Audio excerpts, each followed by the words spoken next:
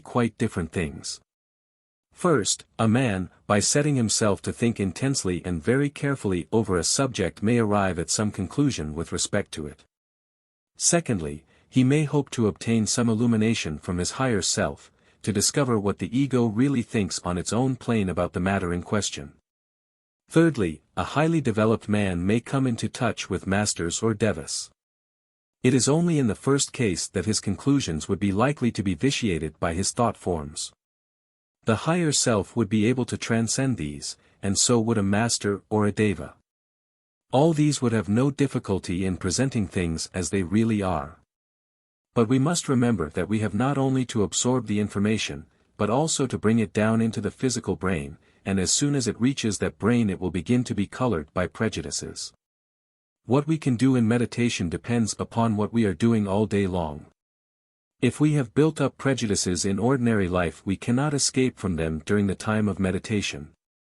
But if we patiently endeavor to root out our prejudices and to learn that the ways of others are just as good as our own, we are at least on our way towards establishing a gentle and tolerant attitude which will assuredly extend itself to the special time of our meditation.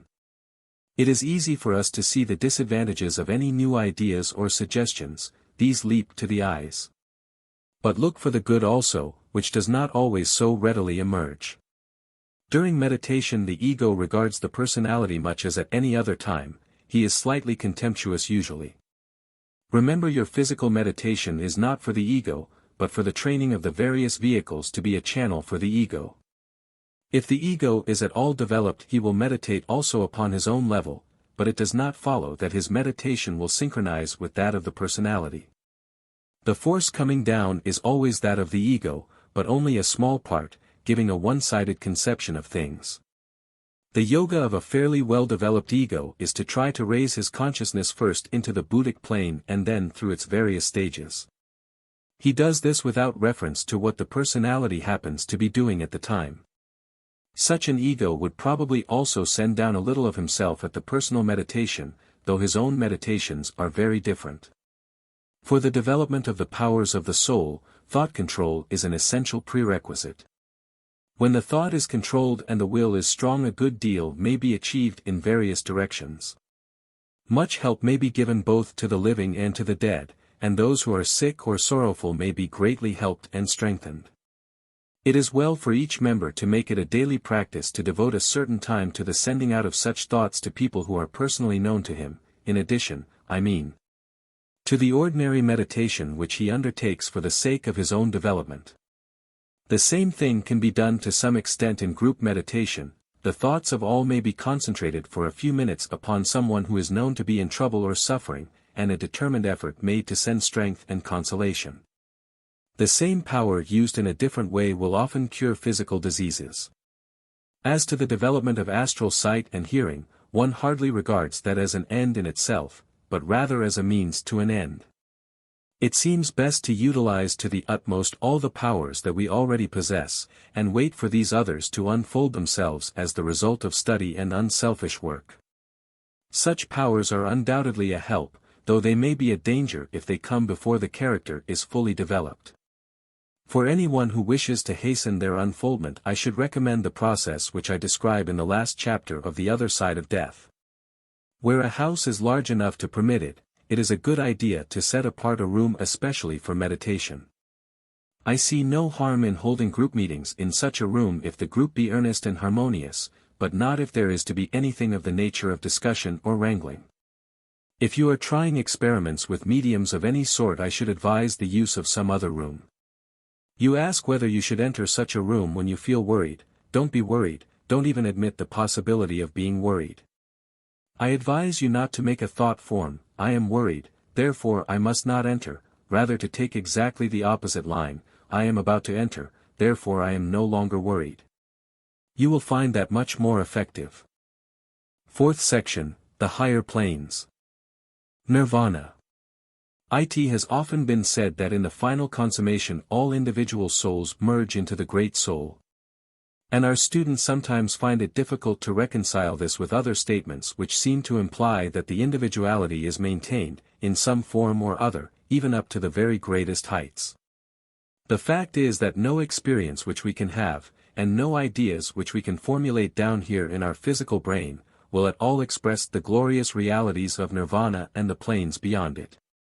We know so little of that transcendent glory, and what little we do know can never be put into adequate words. Perhaps, however, it is in a certain sense somewhat misleading to speak of individual souls as merging into the Great Soul. Every monad is fundamentally a spark of the divine triad, he cannot merge into that of which he is already a part. Surely a better explanation of what happens would be to say that as he evolves the spark develops into flame. He becomes more and more conscious of his unity with the divine, and so the Logos is able more and more to manifest himself through him. This much at least I can say, that up to the highest level of consciousness which any of our students have yet attained, up even to what is commonly called nirvana itself, there is no loss of individuality, of the power to think, to plan and to act. Long before that there is an entire loss of the sense of separateness, but that is a very different thing. Sir Edwin Arnold wrote of that beatific condition, the dewdrop slips into the shining sea. Those who have passed through that most marvelous of experiences know that, paradoxical as it may seem, the sensation is exactly the reverse, and that a far closer description would be that the ocean had somehow been poured into the drop. That consciousness, wide as the sea, with its center everywhere and its circumference nowhere, is a great and glorious fact. But when a man attains it, it seems to him that his consciousness has widened to take in all that, not that he is merged into something else. And he is right, for that which he had ignorantly supposed to be his consciousness was never his at all, but only the shining of the divine power and wisdom and love through him, and he is now at last beginning to realize that stupendous fact. The truth is that what is commonly understood by individuality is a delusion and has never existed, but all that is best and noblest in that conception is maintained up to adeptship and far beyond, even into the realm of the great planetary spirits. For they are assuredly individuals, though mighty beyond our feeble powers of conception. Even though the attempt be foredoomed to failure, let me endeavor to give some slight idea of an experience which some of us once had in connection with this lofty plane. Before we ourselves by our own efforts were able to touch it, a master, for certain purposes of his own, enfolded us in his higher aura, and enabled us through him to know something of glories of nirvana. Try to imagine the whole universe filled with and consisting of an immense torrent of living light, and in it a vividness of life and an intensity of bliss altogether beyond all description. 100,000 times beyond the greatest bliss of heaven. At first we feel nothing but the bliss, we see nothing but the intensity of the light. But gradually we begin to realize that even in this dazzling brightness there are brighter spots, nuclei, as it were, which are built of the light because there is nothing but the light. And yet through them somehow the light gleams out more brightly, and obtains a new quality which enables it to be perceptible upon other and lower planes, which without this would be altogether beneath the possibility of sensing its effulgence. And by degrees we begin to realize that these subsidiary suns are the great ones, that these are planetary spirits, great angels, karmic deities, Buddhas, Christs and Masters. And that through them the light and the life are flowing down to the lower planes. Gradually, little by little, as we become more accustomed to the stupendous reality, we begin to see that, in a far lower sense, even we ourselves are a focus in that cosmic scheme, and that through us also, at our much lower level, the light and the life are flowing to those who are still further away, not from it, for we are all part of it and there is nothing else anywhere, but further from the realization of it, the comprehension of it, the experience of it. If we can see and grasp even a little of the glory, we can to some extent reflect it to others who are less fortunate. That light shines for every one, and it is the only reality. Yet men by their ignorance and by their foolish actions may so shut themselves away that they cannot see it, just as the sun floods the whole world with light and life. And yet men may hide themselves in caves and cellars where that light cannot be seen. Just as a mirror properly placed at the mouth of such a cave or cellar may enable those within to participate, at least to some extent, in the benefits of the light, so may we, when we see the light, reflect it to others who have so placed themselves that they cannot perceive it directly. No words that we can use can really give even least idea of such an experience as that, for all with which our minds are acquainted has long ago disappeared before that level is attained. There is of course at that level a sheath of some sort for the spirit, but it is impossible to describe it in any words. In one sense it seems as though it were an atom, and yet in another it seems to be the whole plane. Each man is a center of consciousness and therefore must have some position. That focus in the stream of the life of the Logos must, one would say, be in one place or another. Yet he feels as if he were the whole plane and could focus anywhere, and wherever for the moment the outpouring of this force stops, that is for him a sheath. The man still feels absolutely himself, even though he is so much more. And he is able to distinguish others. He is able to recognize with perfect certainty the great ones whom he knows, yet it is rather by instinctive feeling than by any resemblance to anything that he has seen before. But if he focuses his consciousness upon one of these he gets the effect of the form of the man he knows it in the Agoids, 2 planes below. The triple spirit. The monads are clearly all centers of force in the Logos, and yet each possesses a very distinct individuality of his own. In the average man the monad is but little in touch with the ego and the lower personality, which are yet somehow expressions of him. He knows from the first what is his object in evolution and he grasps the general trend of it, but until that portion of him which expresses itself in the ego has reached a fairly high stage. He is scarcely conscious of the details of life down here, or at any rate takes little interest in them. He seems at that stage not to know other monads, but rests in indescribable bliss without any active consciousness of surroundings. As evolution progresses, however, he grasps matters on the lower lane much more fully, and finally takes them entirely into his own hands, and at that stage he knows both himself and others. And his voice within us becomes for us the voice of the silence. That voice differs for us at different stages. For us now in this lower consciousness it is the voice of the ego. When we identify ourselves with the ego it is the voice of the spirit. When we reach the spirit it is the voice of the monad, and when in the faraway future we identify ourselves wholly with the monad it'll be the voice of the Logos. But in every case we have to subject the lower and rise above it, before the voice of the higher can be heard. This monad resides permanently upon the second of our planes, and when he descends upon the third, the plane of nirvana, he manifests himself as the triple spirit. And this triple spirit is a reflection or, even more truly, an expression of the Logos as he manifests himself in our set of planes. His first manifestation on our highest plane is also triple.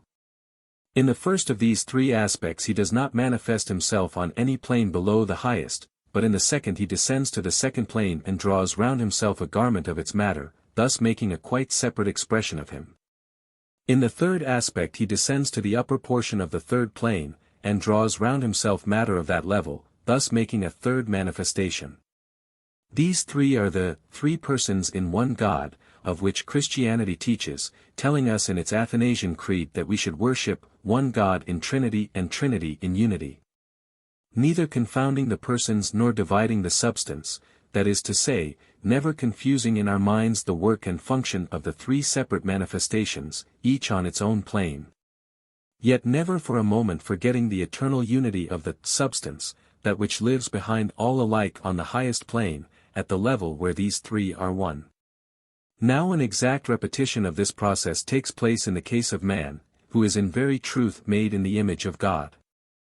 The spirit is triple upon the third plane, and the first of its 3 manifestations does not descend below that level. The second manifestation descends one stage, onto the 4th plane, and clothes itself with its matter, and then we call it buddhi. Just as before, the third aspect descends 2 planes, and shrines itself in matter of the highest level of the mental plane, and we call that manas, and this trinity of Atma Buddhi Manas, manifesting in the causal body, is what we call the ego. Never forget that the ego is not the manas only, but the spiritual triad. At our present stage of evolution he rests in his causal body on the higher levels of the mental plane, but as he passes onwards his consciousness will be centered on the Buddhic plane, and afterwards, when he attains adeptship, on the nirvanic. But it must not be supposed that when this further development takes place the manas is in any way lost. When the ego draws himself up into the Buddhic plane, He draws up Manas with him into that expression of Manas which has all the time existed on the Buddhic plane, but has not been fully vivified until now. In the same way, when he draws himself up into the nirvanic plane, Manas and Buddhi exist within him just as fully as ever, so that now the triple spirit is in full manifestation on its own plane in all its three aspects. Therefore the spirit is truly sevenfold, for he is triple on his own plane, dual on the Buddhic, and single on the mental, and the unity which is his synthesis makes seven. Though he draws back into the higher, he retains the definiteness of the lower. This is probably what Madame Blavatsky meant when she spoke of the auric egg, but she surrounded this idea with great mystery, and it seems likely that she was under some pledge not to write freely about it. She never clearly explained the triple spirit, but evidently endeavored to suggest the idea without clearly expressing it, for she laid great stress upon the fact that, just as the astral plane may be said to be a reflection of the Buddhic, so may the physical be said to be a reflection of the nirvanic, and then she furthermore emphasized the fact that there are three bodies or vehicles of man on the physical plane, apparently going out of her way to make this agree. And for that purpose dividing the physical body of man into two parts, the dense and the etheric, and adding as a third principle the vitality which flows through them. Now as this vitality exists on all the planes, and might just as well be made into additional principles on the astral and mental planes as on the physical, it would seem that some reason is required for her rather peculiar arrangement. And perhaps this reason may be found in her desire to indicate the triple spirit without actually mentioning it. I think the President has said that when Blavatsky spoke about the sacred auric egg she meant the four permanent atoms within an envelope of matter of the nirvanic plane. Buddhic consciousness. A selfish man could not function on the Buddhic plane, for the very essence of that plane is sympathy and perfect comprehension, which excludes selfishness. A man cannot make a Buddhic body until he has conquered the lower planes. There is a close connection between the astral and the Buddhic, the former being in some ways a reflection of the latter. But it must not therefore be supposed that a man can leap from the astral consciousness to the Buddhic without developing the intervening vehicles. Certainly on the highest levels of the Buddhic plane a man becomes one with all others, but we must not therefore assume that he feels alike towards all. There is no reason to suppose that we shall ever feel absolutely alike towards everybody. Why should we? Even the Lord Buddha had his favorite disciple Ananda, even the Christ regarded Saint John the Beloved in a different way from the rest. What is true is that presently we shall come to love every one as much as we now love our nearest and dearest, but by that time we shall have developed for those nearest and dearest a type of love of which we have no conception now. The Buddhic consciousness includes that of many others, so that you may put yourself down into another man and feel exactly as he does, looking upon him from within instead of from without. In that relation you will feel no shrinking even from an evil man, because you will recognize him as a part of yourself, a weak part. You will desire to help him by pouring strength in that weak part of yourself. What is required is really to be in this attitude and to do it, not merely to talk about it or think vaguely of it, and it is not easy to acquire this power. Experience. It is not necessary for every ego to go through every experience, for when you rise to the Buddhic level you can gain the experience of others, even of those who have opposed progress. We shall feel by sympathy. We could withdraw if we did not want to feel another's suffering, but we should choose to feel it because we want to help. On the Buddhic plane we enfold the man in our own consciousness, and though he knows nothing of such enfoldment it will to a certain extent lessen his sufferings. In all probability we have all had most of the experiences of the savage and half-civilized stages. An adept would necessarily wish to remove or relieve suffering. But we may easily imagine a case in which he would see that the good which was being produced by the suffering so enormously outweighed the present pain that to interfere would not be kindness but cruelty to the sufferer. He would see the whole, not only the part. His sympathy would be deeper than ours, but he would not express it in action except when action was useful. The spheres. In any diagram which represents the various planes we usually draw them as lying one above the other like the shelves of a bookcase. But then in explaining that diagram we are careful to say that this must not be taken literally, since all the planes interpenetrate and all of them are about us here all the time. That is perfectly true, and yet there is a sense in which the shelf-like arrangement is true also. We may perhaps draw an analogy from the condition of affairs which we find existing upon the surface of the physical earth. We may take the solid matter for all practical purposes as existing only under our feet, as the lowest stratum of physical matter. Though of course it is true that countless millions of particles of solid matter are also floating in the air over our heads. We may say that, roughly speaking, the liquid matter of the earth, chiefly water, lies upon the surface of the solid matter, though again it is true that a large amount of water interpenetrates the earth beneath us. And also that millions of tons of water are raised above the surface of the earth in the form of clouds. Still, the great bulk of the liquid matter of the earth lies on the top of its solid matter in the form of the ocean, lakes and rivers. Then the gaseous matter of our earth, chiefly the atmosphere, lies upon the surface of the water and of the solid earth, and extends much further away into space than either the liquid or the solid. All three conditions of matter exist here at the surface of the earth where we live, but the water in the form of clouds extends further above that surface than does ordinary dust, and again the air, though interpenetrating both the others, extends much further away still. This is by no means a bad analogy to explain the arrangement of the matter of the higher planes. What we call our astral plane may also be considered as the astral body of the earth.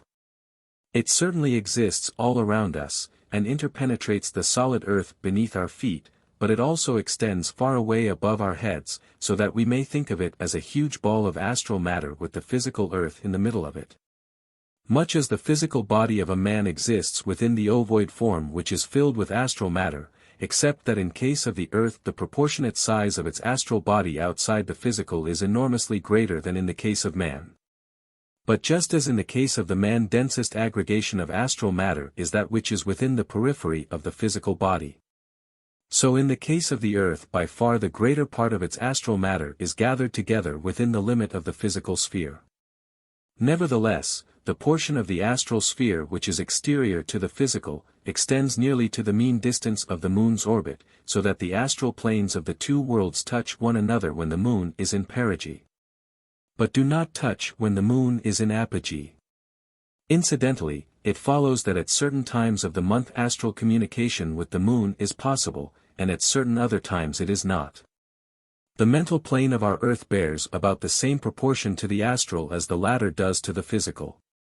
It also is a huge globe, concentric with the other two, interpenetrating them both, but extending much further from the center than does the astral globe. It will be seen that the effect of this is that, while matter of all the planes exists together down here, there is a certain amount of truth in the illustration of the shelves. For beyond the limit of the physical atmosphere there is a considerable shell which consists only of astral and mental matter, and outside of that again another similar shell which consists of mental matter only. When we reach the Buddhic plane the extension becomes so great that what we might call the Buddhic bodies of the different planets of our chain meet one another, and so there is but one Buddhic body for the whole chain. Which means that in the Buddhic vehicle it is possible to pass from one of these planets to another. I presume that when investigations in a similar way are extended to the nirvanic plane it will be found that that matter extends so much further that other chains are included in it as well, perhaps the entire solar system. All this is true as far as it goes, and yet it does not convey a really accurate idea of the true position of affairs, because of the fact that our minds can grasp only 3 dimensions, whereas in reality there are many more. And as we raise our consciousness from plane to plane, each step opens before us the possibility of comprehending one more of these dimensions. This makes it difficult to describe exactly the position of those who have passed away from the physical life to other planes. Some of such people tend to hover round their earthly homes, in order to keep in touch with their friends of the physical life and the places which they know. Others, on the other hand, have a tendency to float away and to find for themselves, as if by specific gravity, a level much further removed from the surface of the earth. The average person passing into the heaven life, for example, tends to float at a considerable distance above the surface of the earth, although on the other hand some of such men are drawn to our level. Still, broadly speaking, the inhabitants of the heaven world may be thought of as living in a sphere or ring or zone round the earth. What spiritualists call the Summerland extends many miles above our heads, and as people of the same race and the same religion tend to keep together after death just as they do during life. We have what may be described as a kind of network of Summerlands over the countries to which belong the people who have created them. People find their own level on the astral plane, much in the same way as objects floating in the ocean do.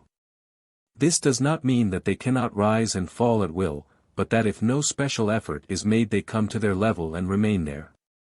Astral matter gravitates towards the center of the earth just as physical matter does, both obey the same general laws. We may take it that the sixth subplane of the astral is partially coincident with the surface of the earth, while the lowest, or seventh, penetrates some distance into the interior. The conditions of the interior of our earth are not easy to describe. Vast cavities exist in it, and there are races inhabiting these cavities, but they are not of the same evolution as ourselves. One of these evolutions, which is at a level distinctly lower than any race now existing upon the surface of the earth, is to some extent described in the 17th Life of Alcyone, published recently in the Theosophist. The other is more nearly at our level, yet utterly different from anything that we know. As the center of the earth is approached, matter is found to exist in a state not readily comprehensible to those who have not seen it. A state in which it is far denser than the densest metal known to us, and yet flows as readily as water. But yet there is something else within even that. Such matter is far too dense for any forms of life that we know, but nevertheless, it has connected with it an evolution of its own. The tremendous pressures which exist here are utilized by the third logos for the manufacture of new elements. In fact, the central portions of the earth may with great truth be regarded as his laboratory, for temperatures and pressures are obtainable there of which we on the surface have no conception. It is there that, under his direction, troops of devas and nature spirits of a particular type combine and separate, arrange and rearrange the ultimate physical atoms. Working along the wonderful double spiral which is symbolized in Sir William Crookes' lemniscates. From this point also, incredible as it seems to us, there is a direct connection with the heart of the sun, so that elements made there appear in the center of the earth without passing through what we call the surface. But it is useless to speak of this until the higher dimensions of space are more generally understood. As in the case of the physical, the densest astral matter is far too dense for the ordinary forms of astral life. But that also has other forms of its own which are quite unknown to students of the surface. In investigating the interior of the earth we did not find a central shaft running from pole to pole, such as has been described by some mediums, nor did we find a number of concentric spheres resting upon cushions of steam. At the same time there are certain forces which do play through concentric layers, and it is not difficult to see what were the natural phenomena which deceived those who, in perfect good faith, made that statement. There is unquestionably a force of etheric pressure just as there is of atmospheric pressure, and it can be utilized by man as soon as he can discover some material which is ether-proof. The same pressure exists in the astral world. The most ordinary example of this is what happens when a man leaves his body in sleep or in death. When the astral body is withdrawn from the physical, we must not suppose that that physical body is left without an astral counterpart.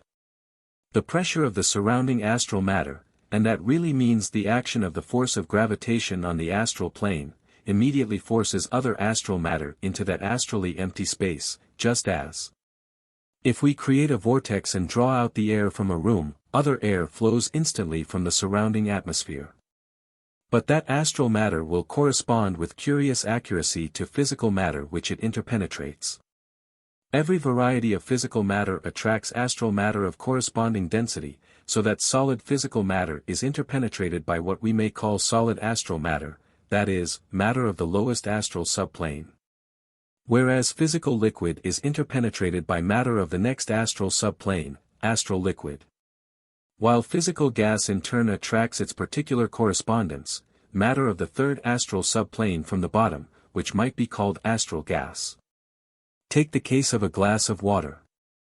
The tumbler, being solid matter, is interpenetrated by astral matter of the lowest subplane, the water in the tumbler, being liquid matter, is interpenetrated by astral matter of the second subplane, counting from the bottom upwards. While the air which surrounds both, being gaseous matter, is interpenetrated by astral matter of the third subplane, counting from the bottom upwards. We must also realize that just as all these things, the tumbler, the water, and the air, are interpenetrated by physical ether, so are their astral correspondences further interpenetrated by the variety of astral matter which corresponds to the different types of ether. So when a man withdraws his astral body from the physical, there is an inrush of all three varieties of astral matter, because man's physical body is composed of solid, liquid, and gaseous constituents. Of course there is ether in the physical body as well, so there must also be astral matter of the higher subplanes to correspond to that. That temporary astral counterpart formed during the absence of the real astral body is thus an exact copy of it so far as arrangement is concerned, but it has no real connection with the physical body, and could never be used as a vehicle. It is constructed of any astral matter of the required kind that happens to be handy. It is merely a fortuitous concourse of atoms, and when the true astral body returns it pushes out this other astral matter without the slightest opposition. This is one reason for the extreme care which ought to be exercised as to the surroundings in which we sleep, for if those surroundings are evil, astral matter of the most objectionable type may fill our physical bodies while we are away from them, leaving behind it an influence which cannot but react horribly upon the real man when he returns. But the instant inrush when the body is abandoned shows the existence of astral pressure. In the same way, when the man has finally left his physical body at death, what he leaves is no longer a vehicle, but a corpse, not in any true sense a body at all, but simply a collection of disintegrating material in the shape of a body. Just as we can no longer call that truly a body, so we cannot call the astral matter which interpenetrates it truly a counterpart in the ordinary sense of the word. Take an imperfect yet perhaps helpful analogy. When the cylinder of an engine is full of steam, we may regard the steam as the living force within the cylinder, which makes the engine move. But when the engine is cold and at rest, the cylinder is not necessarily empty, it may be filled with air. Yet that air is not its appropriate living force, though it occupies the same position as did the steam. Astral matter is never really solid at all, only relatively solid. You know that the medieval alchemists always symbolized astral matter by water, and one of the reasons for that was its fluidity and penetrability. It is true that the counterpart of any solid physical object is always matter of the lowest astral subplane, which for convenience we often call astral solid matter. But we must not therefore endow it with the qualities with which we are familiar in solids on this plane. The particles in that densest kind of astral matter are further apart relatively to their size than even gaseous particles, so that it would be easier for two of the densest astral bodies to pass through each other than it would be for the lightest physical gas to diffuse itself in the air. On the astral plane one has not the sense of jumping over a precipice, but simply of floating over it. If you are standing upon the ground, part of your astral body interpenetrates the ground under your feet. But through your astral body you would not be conscious of this fact by anything corresponding to a sense of hardness, or by any difference in your power of motion. Remember that upon the astral plane there is no sense of touch that corresponds to ours upon the physical. One never touches the surface of anything, so as to feel it hard or soft, rough or smooth, hot or cold. But on coming into contact with the interpenetrating substance one would be conscious of a different rate of vibration, which might of course be pleasant or unpleasant, stimulating or depressing. When on awakening in the morning we remember anything corresponding to our ordinary sense of touch, it is only that in bringing the remembrance through, the physical brain adopted the means of expression to which we are accustomed. Though the light of all planes comes from the sun, yet the effect which it produces on the astral plane is entirely different from that on the physical. In astral life there is a diffused luminosity, not obviously coming from any special direction. All astral matter is in itself luminous, and an astral body is not like a painted sphere, but rather a sphere of living fire. It is also transparent, and there are no shadows. It is never dark in the astral world. The passing of a physical cloud between us and the sun makes no difference whatever to the astral plane, nor of course does the shadow of the earth which we call night. The invisible helper would not pass through a mountain, if he thought of it as an obstacle, to learn that it is not an obstacle is precisely the object of one part of what is called the test of earth. There cannot be an accident on the astral plane in our sense of word, because the astral body, being fluidic, cannot be destroyed or permanently injured, as the physical body can. An explosion on the astral plane might be temporarily as disastrous as an explosion of gunpowder on the physical, but the astral fragments would quickly collect themselves again. People on the astral plane can and do pass through one another constantly, and through fixed astral objects. Remember that on the astral plane matter is so much more fluidic and so much less densely aggregated. There never can be anything like what we mean by a collision, and under ordinary circumstances two bodies which interpenetrate are not even appreciably affected. If, however, the interpenetration lasts for some time, as it does, for example, when two persons sit side by side through a service in a church or a performance in a theater, a considerable effect may be produced. There are many currents which tend to carry about persons who are lacking in will, and even those who have will but do not know how to use it. During physical life the matter of our astral bodies is constantly in motion, while after death, unless the will is exercised for the purpose of preventing it, it is arranged in concentric shells with a crust of the coarsest matter on the outside. If a man wishes to be of service on the astral, this shelling must be prevented, for those whose astral bodies have been thus rearranged are confined to one level. If the rearrangement has already occurred, the first thing that is done when a person is taken in hand is to break up that condition and set him free on the whole of the astral plane. For those who are acting as invisible helpers on the astral plane there are no separate levels, it is all one. In India the idea of service on the astral plane is not so widely known as in the West. The idea of service to God for the attainment of liberation is more prominent than that of service to one's fellow men.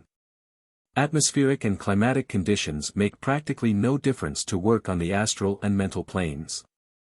But being in a big city does make a great difference, on account of the masses of thought forms.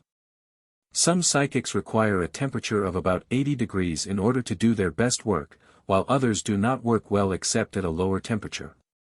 If necessary, occult work can be done anywhere, but some places afford greater facilities than others. For example, California has a very dry climate with much electricity in the air, which is favorable for the development of clairvoyance. Here in Udyar there is no resistance to our thought forms on account of the environment. Because we are all thinking more or less along the same lines. But we must remember that there may always be resistance on the part of the person to whom we are sending thoughts. For some persons have for a whole lifetime built round themselves such shells of selfishness that one cannot penetrate them even when one wishes to do them good. Fifth section, the ego and his vehicles. The ego and the personality.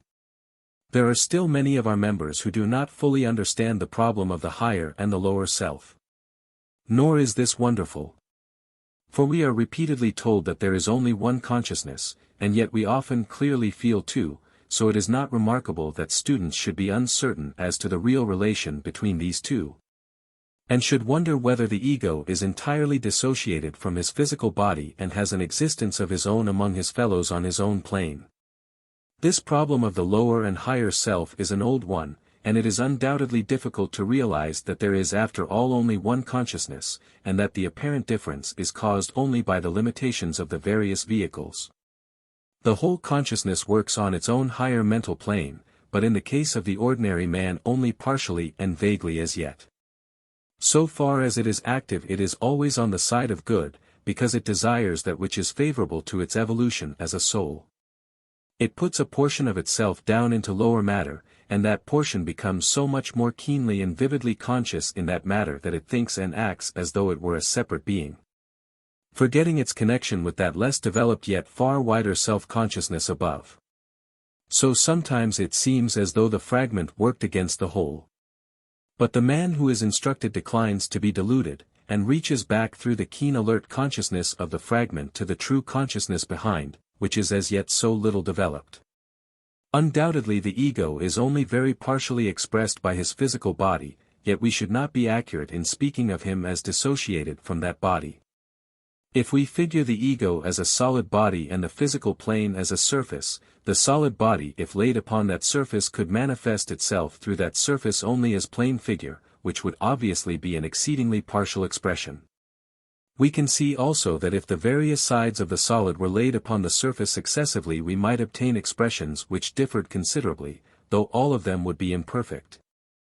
Because in all cases the solid would have an extension in an entirely different direction, which could by no means be expressed in the two dimensions of the superficies. We shall obtain a nearly accurate symbolism of the facts as far as the ordinary man is concerned if we suppose the solid to be conscious only so far as it is in contact with the surface. Although the results gained through the manifestation of such consciousness would inhere in the solid as a whole, and would be present in any later expression of it, even though that might differ considerably from previous expressions. It is only in the case of those already somewhat advanced that we can speak of the ego as having a conscious existence among his fellows on his own plane.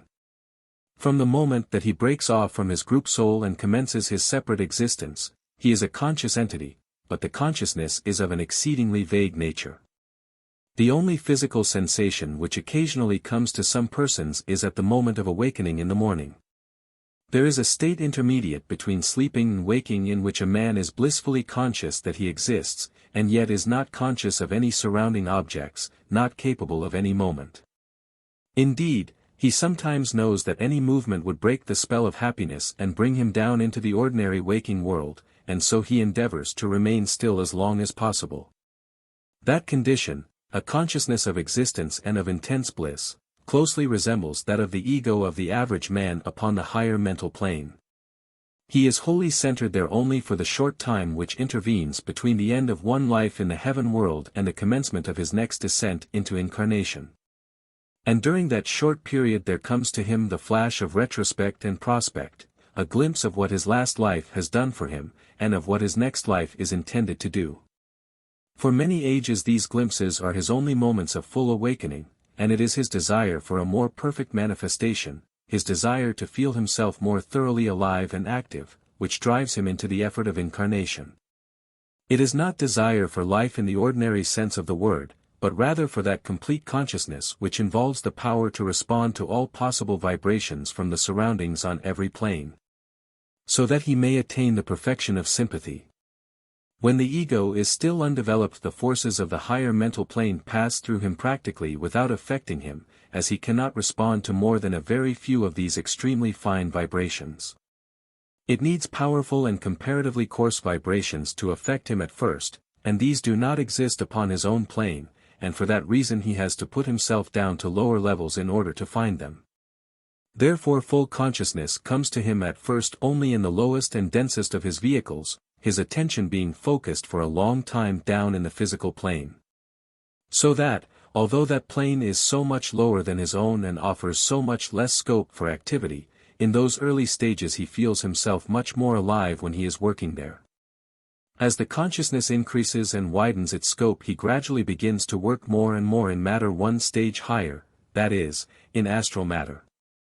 At a much later stage, when he has attained to clear working in astral matter, he begins to be able also to express himself through the matter of his mental body, and the end of his present effort is achieved when he works as fully and clearly in the matter of the causal body on the higher mental plane as he does now on the physical plane. These stages of full development of consciousness must not be confounded with the mere learning to use to some extent the respective vehicles. A man is using his astral body whenever he expresses an emotion. He is using his mental body whenever he thinks. But that is very far from his being able to utilize either of them as independent vehicles through which consciousness can be fully expressed. When a man is fully conscious in his astral body, he has already made a considerable amount of progress. When he has bridged over the chasm between the astral consciousness and the physical, day and night no longer exist for him, since he leads a life unbroken in its continuity. For him death also has ceased to exist, since he carries that unbroken consciousness not only through night and day, but also through the portals of death itself and up to the end of his life upon the astral plane. One step of further development lies open to him, the consciousness of the heaven world, and then his life and memory are continuous during the whole of each descent into incarnation. Yet one step more raises the full consciousness to the level of the ego on the higher mental plane, and after that he has always with him the memory of all his lives. And he is capable of consciously directing the various lower manifestations of himself at all points of his progress. It must not be supposed that the development of any of these stages of consciousness is ever sudden. The actual rending of the veil between two stages is usually a fairly rapid process, sometimes even instantaneous. A man who has normally no memory of what happens on the astral plane may unintentionally, by some accident or illness, or intentionally by certain definite practices, bridge over the interval and make the connection. So that from that time onward his astral consciousness will be continuous, and his memory of what happens while the physical body is asleep will therefore be perfect. But long before such an effort or accident is possible for him the full consciousness must have been working in the astral body, even though in the physical life he knew nothing of it. In exactly the same way a man must have been for a long time thoroughly practiced in the use of his mental body as a vehicle before he can hope to break the barrier between that and the astral, so that he can have the pleasure of continuous recollection. By analogy this leads us to see that the ego must have been fully conscious and active on his own plane for a long time before any knowledge of that existence can come through to us in our physical life. There are many in whom the ego has already to some extent awakened from the condition of mere bliss which was described above, and is at least partially conscious of his own surroundings, and therefore of other egos. From that time on he leads a life and has interests and activities on his own plane. But even then we must remember that he puts down into the personality only a very small part of himself, and that that part constantly becomes entangled in interests which, because they are so partial, are often along different lines from the general activities of the ego himself, who consequently does not pay any particular attention to the lower life of the personality, unless something rather unusual happens to it. When this stage is reached he usually comes under the influence of a master. Indeed, often his first clear consciousness of anything outside himself is his touch with that master. The tremendous power of the master's influence magnetizes him, draws his vibrations into harmony with its own, and multiplies manyfold the rate of his development. It rays upon him like sunshine upon a flower, and he evolves rapidly under its influence. This is why, while the earlier stages of progress are so slow as to be almost imperceptible, when the master turns his attention upon the man, develops him and arouses his own will to take part in the work, the speed of his advancement increases in geometrical progression. Of that stream of divine influence poured upon the ego by the master, the amount which can be passed on to the personality depends upon the connection between it and the ego, which is very different in different cases. There is almost infinite variety in human life. The spiritual force rays upon the ego, and some little of it certainly comes through into the personality, because though the ego has put forth a part of himself he does not cut himself off entirely from it. Notwithstanding the fact that in the case of all ordinary people the ego and the personality are very different things. The ego in ordinary men has not much grasp of the personality, nor a clear conception of his purpose in sending it forth, and, again, the small piece which meets us in the personality grows to have ways and opinions of its own. It is developing by the experience which it gains, and this is passed on to the ego, but along with this real development it usually gathers a good deal which is hardly worthy of that name. It acquires knowledge, but also prejudices, which are not really knowledge at all. It does not become quite free from these prejudices, not only of knowledge, or rather its absence, but of feeling and action as well, until the man reaches adeptship. It gradually discovers these things to be prejudices, and progresses through them, but it has always a great deal of limitation from which the ego is entirely free. As to the amount of the spiritual force which is passed to the personality, one can only decide in a particular case by using clairvoyance. But something of it must flow through always, because the lower is attached to the higher, just as the hand is attached to the body by the arm. It is certain that the personality must get something, but it can have only what it has made itself able to receive. It is also a question of qualities. The master often plays upon qualities in the ego which are much obscured in the personality, and in that case of course very little comes down. As only those experiences of the personality can be handed on to the spiritual or permanent ego which are compatible with his nature and interests, so only those impulses to which it is able to respond can express themselves in the personality. Remember, though, that the former tends to exclude the bad and the latter the good, or rather we should call them the material and the spiritual, for nothing is bad. One may sometimes see by clairvoyance many of these influences at work. On a certain day, for example, we may see a characteristic of the personality much intensified, with no outward reason. The cause is often to be found in what is taking place at some higher level, the stimulation of that quality in the ego. Sometimes a man finds himself overflowing with affection or devotion, and quite unable on the physical plane to understand why. The cause is usually, again, the stimulation of the ego, or it may be that the ego is taking some special interest in the personality for the time being. In meditation we sometimes draw such attention on the part of the ego, though it is well to keep in mind that we must try to reach up to join that higher activity, rather than to interrupt it to draw down its attention to the lower. The higher influence is certainly invited by right meditation, which is always effective, even though on the physical plane things may seem to be very dull and quite without zest. The reaching upwards of the ego himself often means his neglect to send energy down to the personality, and this, of course, leaves the latter feeling rather dull and in the shade. The extent, then, to which the personality is influenced by the effort of the master depends upon two things principally: the strength of the connection at the time between the ego and the personality, and the particular work which the master is doing upon the ego, that is, the particular qualities upon which he is playing. Meditation and the study of spiritual subjects in this earthly life make a very great difference in the life of the ego. The ordinary person who has not taken up spiritual matters seriously has only a thread of connection between the higher and the lower self. The personality in his case seems to be all, and the ego, though he undoubtedly exists on his own plane, is not at all likely to be doing anything actively there. He is very much like a chicken which is growing inside an egg. But in the case of some of us who have been making efforts in the right direction, we may hope that the ego is becoming quite vividly conscious. He has broken through his shell, and is living a life of great activity and power.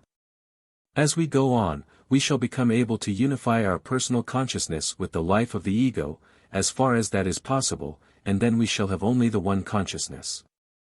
Even down here we shall have the consciousness of the ego, who will know all that is going on. But with many people at the present day there is often considerable opposition between the personality and the ego. There are other things to be taken into account. It is by no means always accurate to judge the ego by his manifestation in the personality. An ego of intensely practical type may make much more show on the physical plane than another of far higher development, if the energy of the latter happens to be concentrated almost exclusively upon the causal or buddhic levels. Therefore people who see only on the physical plane are frequently entirely wrong in their estimation of the relative position of others. If you have to deal with a fairly advanced ego, you will sometimes find him rather inconsiderate of his body. You see, whatever is put down into the personality is so much taken from him. I have again and again seen cases in which the ego was to some extent impatient and withdrew into himself somewhat. But on the other hand, in cases such as these there is always a flow between the ego and the personality, which is not possible with the ordinary man. In the ordinary man the part is, as it were, put down and left, though not of course quite cut off. But at this more advanced stage there is a constant communication between the two along the channel. Therefore, the ego can withdraw a great deal of himself whenever he chooses, and leave a very poor representation of the real man behind. So the relation between the lower and the higher self varies much in different people and at different stages of development. As to the work of the ego, he may be learning things on his own plane. Or he may be helping other egos. There are many kinds of work for which he may need an accession of strength. And then he may forget for a time to pay his personality proper attention, just as even a good man may occasionally, under some special pressure of business, forget his horse or his dog. Sometimes when that happens the personality reminds him of its existence by blundering into some foolishness which causes serious suffering. You may have noticed that sometimes, after you have completed a special piece of work that has needed the cooperation of the ego to a large extent, as, for example, lecturing to a large audience, he takes away the energy and leaves the personality with only enough to feel rather dispirited. For a time he admitted that there was some importance in the work, and therefore poured down a little more of himself, but afterwards he leaves the poor personality feeling rather depressed. Of course, depression comes much more often from other reasons, such as the presence of an astral entity in a low-spirited condition, or of some non-human beings. And joy also is not always due to the influence of the ego, for the fact is that the man does not think much about his own feelings when he is in a fit condition to receive an influx of power. Joy may be produced by the proximity of harmonious nature spirits, or in a variety of other ways. The channel between the ego and personality is by no means always open. Sometimes it appears to be almost choked up, a condition of affairs which is quite a possibility in view of its narrowness in most cases. Then the force may break through again on some occasion, such as that of a conversion. But for many of us there is a constant flow in some measure. Meditation, conscientiously done, opens the channel and keeps it open. Always remember, though, that it is better to try to go up to the ego than to bring it down to the personality. Every ego has a certain knowledge of his own. He obtains a glimpse, between lives, of his past and future. In the undeveloped man this awakens the ego for a moment, after which he falls asleep again. During physical life the ordinary ego is to some extent capable of brooding watchfulness and a little effort, but is still in a sleepy condition. With a developed man the ego is fully awake. The ego in course of time discovers that there are a good many things which he can do, and when this happens he may rise into a condition in which he has a definite life on his own plane, though in many cases it is even then but dreamy. It is the ego's purpose to learn to be fully active on all planes, even the physical. Suppose you have an ego whose principal method of manifesting himself is by affection. That quality is what he wants exhibited by his personality, and if you down here try to feel strong affection and make a specialty of that, the ego will promptly throw more of himself down into the personality. Because he finds in it exactly what he desires. Be careful to provide what he needs, and he will quickly take advantage of it. Egos on their own plane can help other egos, when they are sufficiently developed to do so. The ego of the ordinary person has rather a vegetable consciousness or life, and seems to be only just aware of other egos. The personality will not know what the ego does, unless they have been unified. The ego may know the master while the personality does not. The study of inner things, and living the life, wakes up the ego. Purely unselfish devotion belongs to the higher planes and concerns him. I do not think the experiences of the personality can be transmitted to the ego, but the essence of them may. He cares little for the details, but he wants the essence of it. Any of those thoughts that we consider evil are impossible for the ego. For precise definition he must come down into the physical body. He devotes himself more especially during the heaven life to the assimilation of the experiences of the personality, but he is doing it all the time. When you take up the study of theosophy, and live the life, you begin to call the attention of the ego by sending up vibrations to which he can respond. The ordinary man has in his life little that appeals to the ego. High unselfish affection and devotion belong to the highest astral subplane, and these reflect themselves in the corresponding matter of the mental plane, so that they touch the causal, not the lower mental. Thus only unselfish thoughts affect the ego. All the lower thoughts affect the permanent atoms, but not the ego, and corresponding to them you would find gaps in the causal body, not bad colors. Selfishness below shows in it as absence of affection or sympathy, and when the good quality develops the gap will be filled up. In the causal body you can see whether a man can possibly fail in this or that quality. Try to develop the qualities the ego wants, and he will come down to help. As is said in Light on the Path, watch for the ego, and let him fight through you, and yet at the same time never forget that you are the ego. Therefore identify yourself with him and make the lower give way to you the higher. Yet do not be too greatly disheartened if you should fall even many times, for even failure is to a certain extent a success, since we learn by it and so are wiser to meet the next problem. We cannot always succeed now at every point, though we surely shall do so ultimately. But never forget that it is not expected of us that we shall always succeed, but only that we shall do our best. Counterparts. When the ego descends into incarnation, he draws round himself a mass of astral matter, not yet formed into a definite astral body. This takes, in the first place, the shape of that ovoid which is the nearest expression that we can realize of the true shape of the causal body. But when the further step downward and outward into physical incarnation is taken, and a little physical body is formed in the midst of that astral matter, it immediately begins to exert a violent attraction over it. So that the great majority of the astral matter, which previously may be thought of as fairly evenly distributed over the large oval, now becomes concentrated into the periphery of that physical body. As the physical body grows, the astral matter follows every change, and thus we find man presenting the spectacle of an astral body, 99% of which is compressed within the periphery of his physical body. Only about the remaining 1% filling the rest of the ovoid form. In the plates in man, visible and invisible, we have sketched in the outline of the physical body merely in pencil so that it shows but slightly, because my especial desire in that book was to emphasize the colors of the ovoid. And the way in which they illustrate the development of man by the transfer of vibrations from the lower bodies to the higher.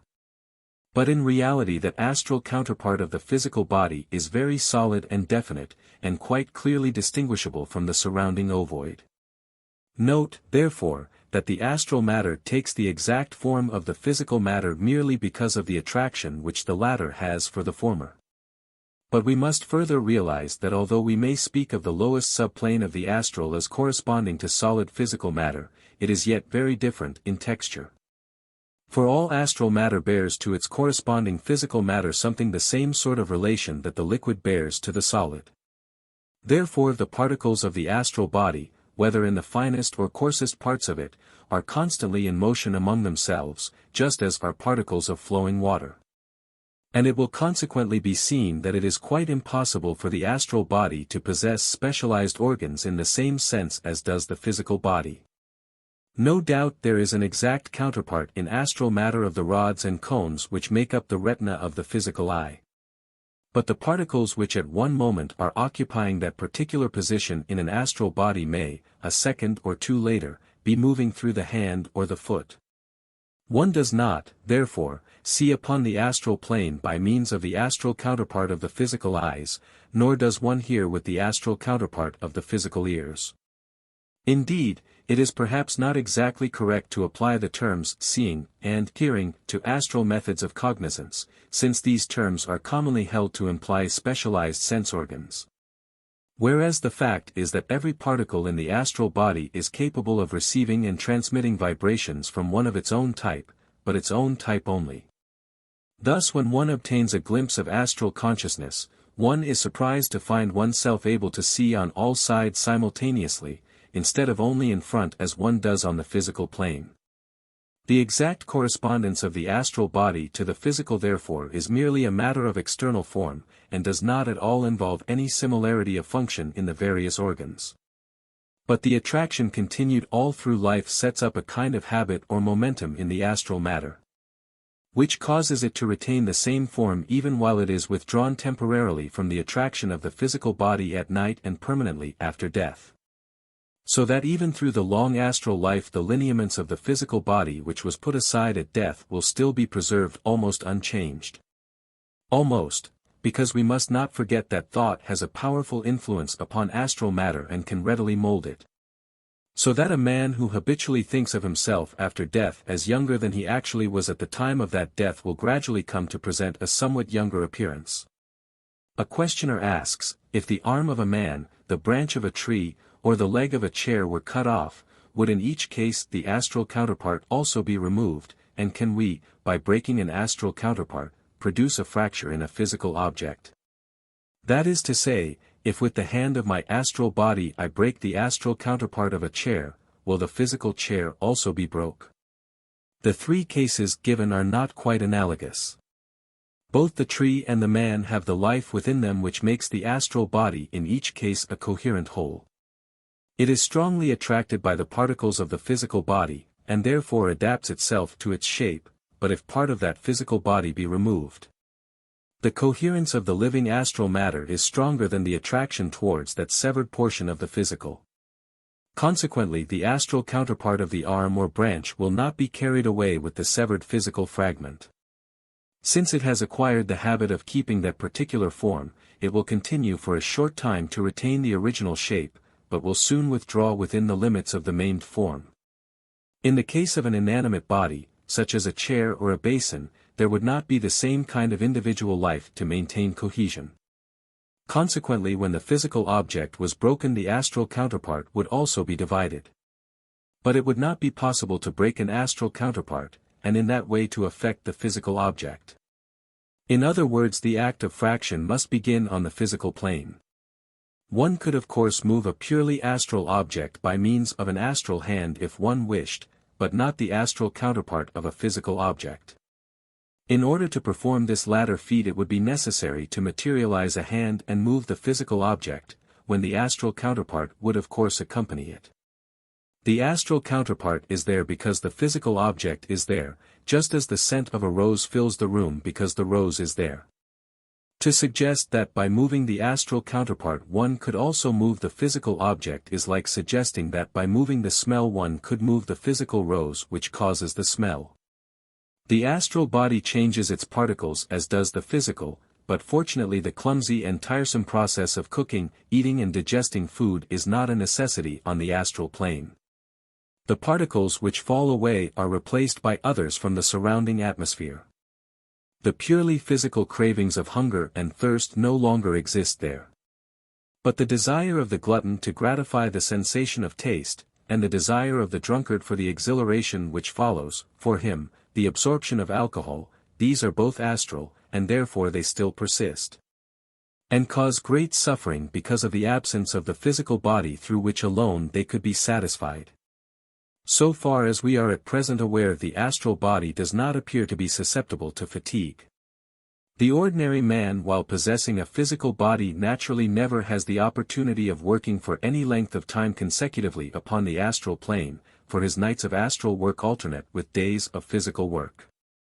I knew, however, of one case of a man who, having the right to take a rapid reincarnation, had to wait upon the astral plane 25 years for the special conditions which he required.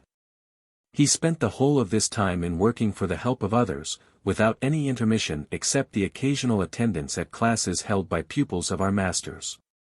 And he assured me that he had never felt the slightest sense of fatigue, that in fact he had forgotten what it meant to be tired.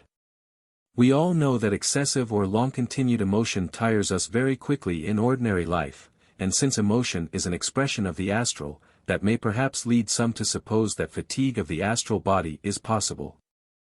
I think, however, that it will be found that what is subject to fatigue is merely the physical organism through which everything in us which manifests on this plane must pass. What we call mental fatigue is a parallel case. There is no such thing as fatigue in the mind. What we call by that name is only fatigue of the physical brain through which that mind has to express itself. A spectator who has not been able to raise his sight above the astral level will of course see only astral matter when he looks at the aura of his fellow men. He will see that this astral matter not only surrounds the physical body but also interpenetrates it, and that within the periphery of that body it is much more densely aggregated than in that part of the aura which lies outside. This is due to the attraction of the large amount of dense astral matter which is gathered together there as the counterpart of the cells of the physical body. When during sleep the astral body is drawn from the physical, this arrangement still persists, and then anyone looking at the astral body with clairvoyant vision would still see, just as before, a form resembling the physical body surrounded by an aura. That form would now be composed only of astral matter, but still the great difference in density between it and its surrounding mist would be quite sufficient to make it clearly distinguishable, even though it is itself only a form of denser mist. There is a considerable difference in appearance between the evolved and the unevolved man. Even in the case of the latter, the features and shape of the inner form are recognizable always, though blurred and indistinct. But the surrounding egg scarcely deserves the name, for it is in fact a mere shapeless wreath of mist, having neither regularity nor permanence of outline. In the more developed man the change is very marked, both in the aura and the form within it. This latter is much more distinct and definite, a closer reproduction of the man's physical appearance. While instead of the floating mist wreath we see a sharply defined ovoid form preserving its shape unaffected amidst all the varied currents which arc always swirling round it on the astral plane. Though the arrangement of the astral body is largely changed after death by the action of the desire elemental, such alteration does not in any way affect the recognizability of the form within the egg. Though the natural changes which take place tend on the whole to make the form grow somewhat fainter and more spiritual in appearance as time passes on. Colors in the astral body. Any comparatively permanent color in the astral body means a persistent vibration, which in the course of time produces its effect upon the mental body, and also upon the causal body. So that the higher qualities developed by the life on the lower planes are gradually built into the permanent causal body, and so become qualities of the soul itself. The colors may be mingled to any extent, for example, affection, rose, mingled with religious devotion, blue, will give a lovely violet. It is only the good thought or feeling which can produce an effect in the causal body, and so be permanently stored up as part of the man. Other kinds of thought and feeling remain in the lower vehicles and are comparatively impermanent. The size a thought forms shows the strength of the emotion. The causal body. No number of physical bodies could fully contain the causal body, any more than any number of lines can make a square, or any number of squares can make a cube. The ego puts himself down into his various bodies with the hope of gaining two things, to make the causal body learn to respond to more vibrations, and also to increase its size. Most people are not more than just conscious in the causal body. The strings of such egos cannot be played upon directly, but are affected from below by way of overtones. Most men can at present only work on the matter of the third subplane of the mental, the lowest part of their causal bodies, and indeed only the lower matter even of that is usually in operation. When they are on the path, the second subplane opens up. The adept uses the whole causal body while his consciousness is on the physical plane. A rough and ready way of deciding at what stage a man stands is to look at the causal body. It shows also how he arrived there. Men develop unequally, we are all undeveloped in some way.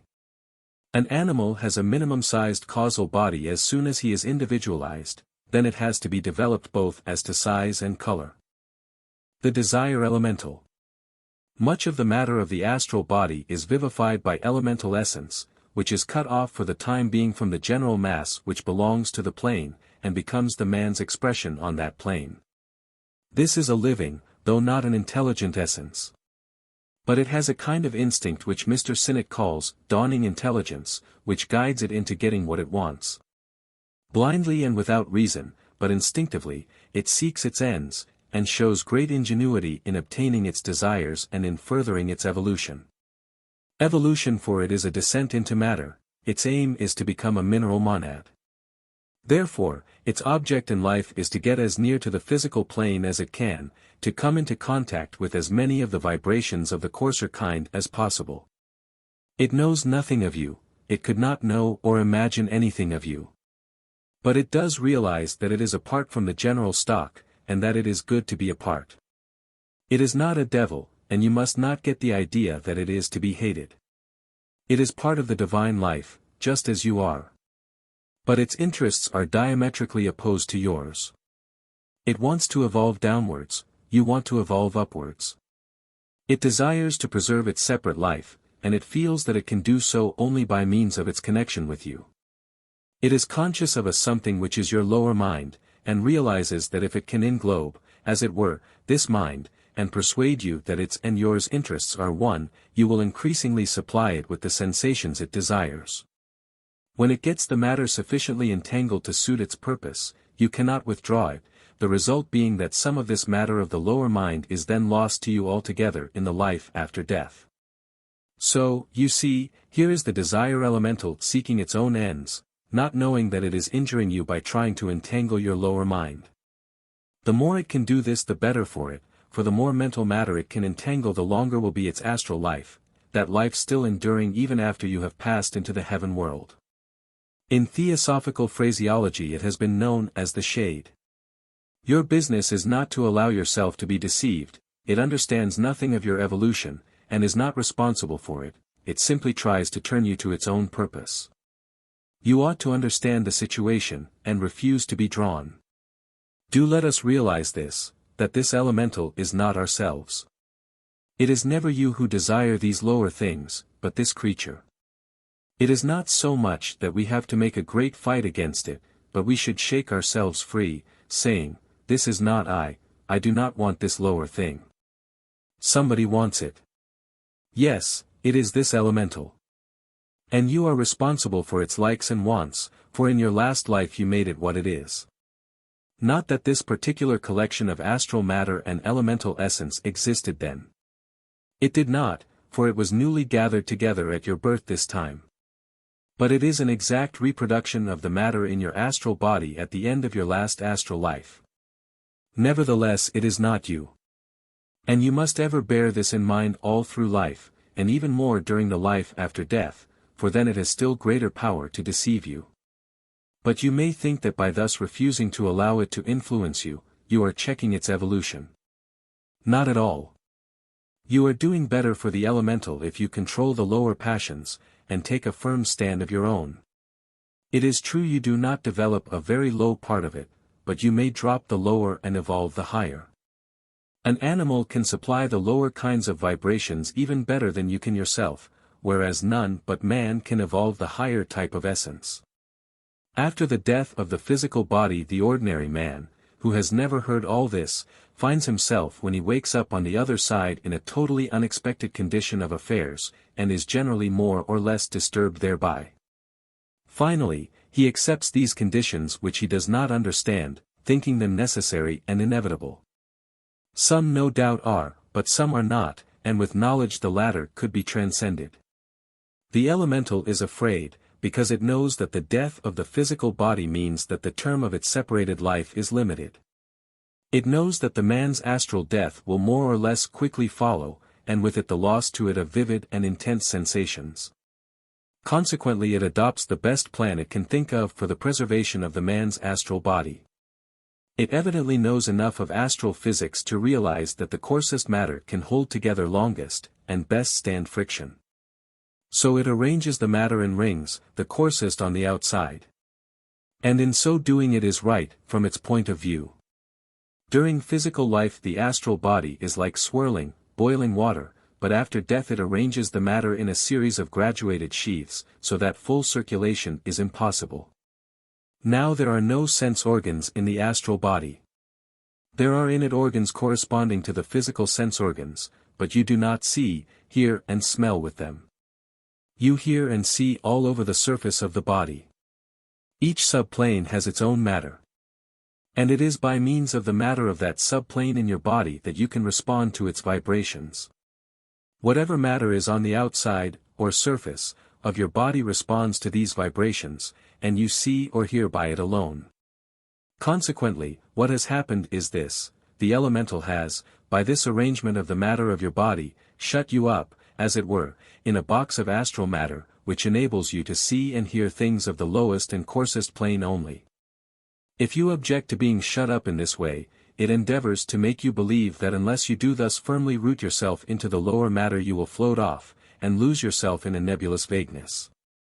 But if, on the other hand, you were to set your will to oppose it, then at once there would be a difference. The particles of the astral body would be kept all intermingled, as in life, and you would, in consequence, be free of all the subplanes. The final struggle with it takes place at the conclusion of the astral life. For then the ego endeavors to draw back into himself all that he put down into incarnation at the beginning of the life which has just closed, to recover as it were the principle which he has invested.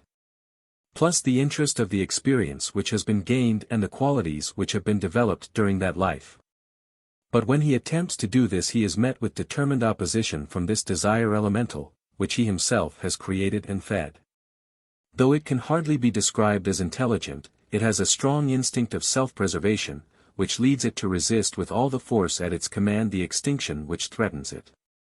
In the case of all ordinary mortals it attains a certain measure of success in its efforts, for much of the mental faculty has during life been governed by the lower desires and prostituted to their service.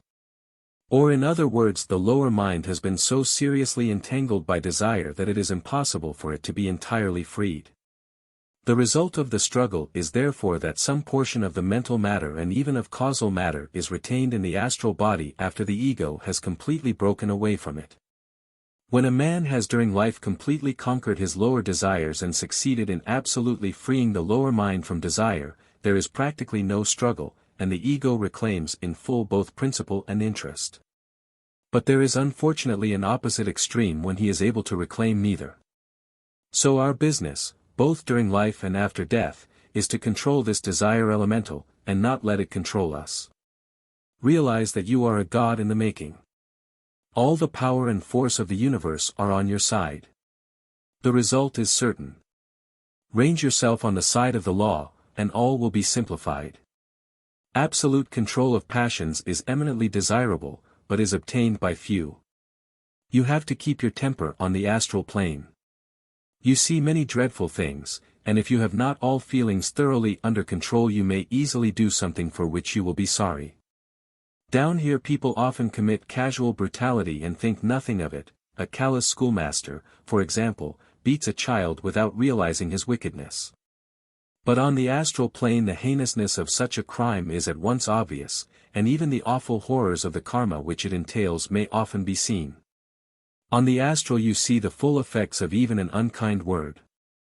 Tremendous and violent passions may often attract low kinds of beings, who enter into the thought forms and enjoy the vibrations.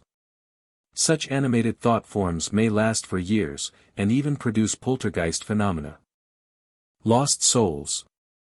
It is an unspeakable relief to be set free by the common sense of theosophical teaching from the awful nightmare of the doctrine of eternal damnation which is still held by the more ignorant among the Christians, who do not understand the real meaning of certain phrases attributed in their Gospels to their founder.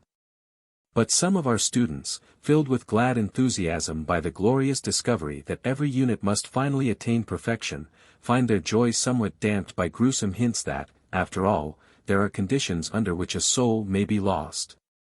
And they begin to wonder whether the reign of divine law is really universal, or whether there is not some method by which man contrive to escape from the dominion of the Logos and destroy himself.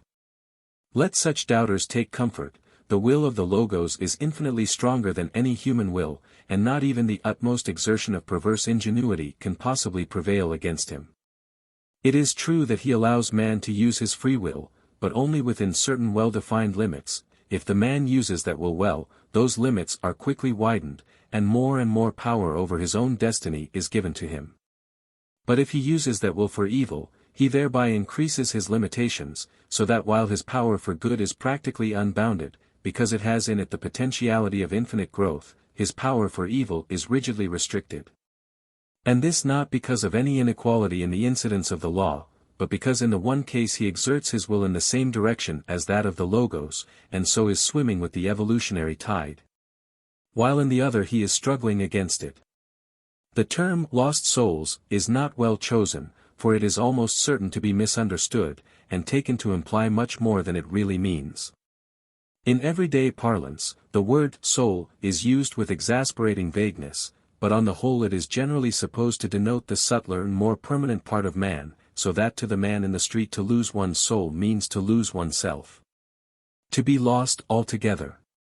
That is precisely what can never happen, therefore the expression is misleading, and a clear statement of the facts which it somewhat inaccurately labels may be of use to students. Of such facts there seem to be three classes. Let us consider them one by one. 1. Those who will drop out of this evolution in the middle of the fifth round. This dropping out is precisely the Aeonian, not eternal, condemnation of which the Christ spoke as a very real danger for some of his unawakened hearers, the condemnation meaning merely the decision that they are incapable as yet of the higher progress, but not implying blame except in cases where opportunities have been neglected. Theosophy teaches us that men are all brothers, but not that they are all equal. There are immense differences between them. They have entered the human evolution at various periods, so that some are much older souls than others, and they stand at very different levels on the ladder of development. The older souls naturally learn much more rapidly than the younger, and so the distance between them steadily increases, and eventually a point is reached where the conditions necessary for the one type are entirely unsuitable for the other. We may obtain a useful working analogy by thinking of the children in a class at school. The teacher of the class has a year's work before him, to prepare his boys for a certain examination. He parcels out the work, so much for the first month, so much for the second, and so on, beginning of course with what is easiest and leading gradually up to what is more difficult. But the boys are of various ages and capacities. Some learn rapidly and are in advance of the average, while some lag behind. New boys, too, are constantly coming into his class, some of them barely up to its level. When half the year has run its course, he resolutely closes the list for admissions, and declines to receive any more new boys. That took place for us at the middle point of this fourth round, after which the door was shut for passage from the animal kingdom into the human, save for a few exceptional cases, which belong, as it were, to the future. Just as you have a few men attaining adeptship, who are not belated remnants of the moon's adepts, but people in advance of the rest of humanity. In the same way there are a few animals at the stage of individualization, which the generality are expected to reach at the end of the seventh round. On the next planet an arrangement will be made by which these exceptions will have the opportunity of taking primitive human bodies. A little later the teacher can already clearly foresee that some of his boys will certainly pass the examination, that the chance of others is doubtful, and that there are yet others who are sure to fail. It would be quite reasonable if he should say to these last, "We have now reached a stage when the further work of this class is useless for you. You cannot possibly by any effort attain the necessary standard in time for the examination. The more advanced teaching which must now be given to the others would be entirely unsuited for you, and as you could not understand it you would be not only wasting your own time but would be a hindrance to the rest of the class. It will therefore be better for you at once to transfer yourselves to the next class below this, perfect yourselves there in the preliminary lessons which you have not thoroughly learned, and come back to this level with next year's class, when you will be sure to pass with credit. That is exactly what will be done in the middle of the fifth round. Those who cannot by any effort reach the prescribed goal in the time which remains will be put back into a lower class, and if the classroom doors are not yet open they will wait in peace and happiness until the appointed time. They may be described as lost to us, lost to this particular little wave of evolution to which we belong. They are no longer men of our year, as we say at college. But they will very certainly be men of the next year, even leading men in it, because of the work that they have already done and the experience that they have already had. Most of these people fail because they are too young for the class, although they were too old to be put in the first place into the class below. They have had the advantage of going through the first half of the year's work, and they will therefore take it up again next time readily and easily, and will be able to help their more backward fellow pupils who have not had their advantages. For those who are too young for the work there is no blame in failure. But there is another large class who might succeed by determined effort, but fail for want of that effort. These exactly correspond to the boy who drops behind his class not because he is too young, but because he is too lazy to do his work. His fate is the same as that of the others, but it is obvious that while they were blameless because they did their best, he is blameworthy precisely because he did not do his. So he will carry with him a legacy of evil karma from which they are free.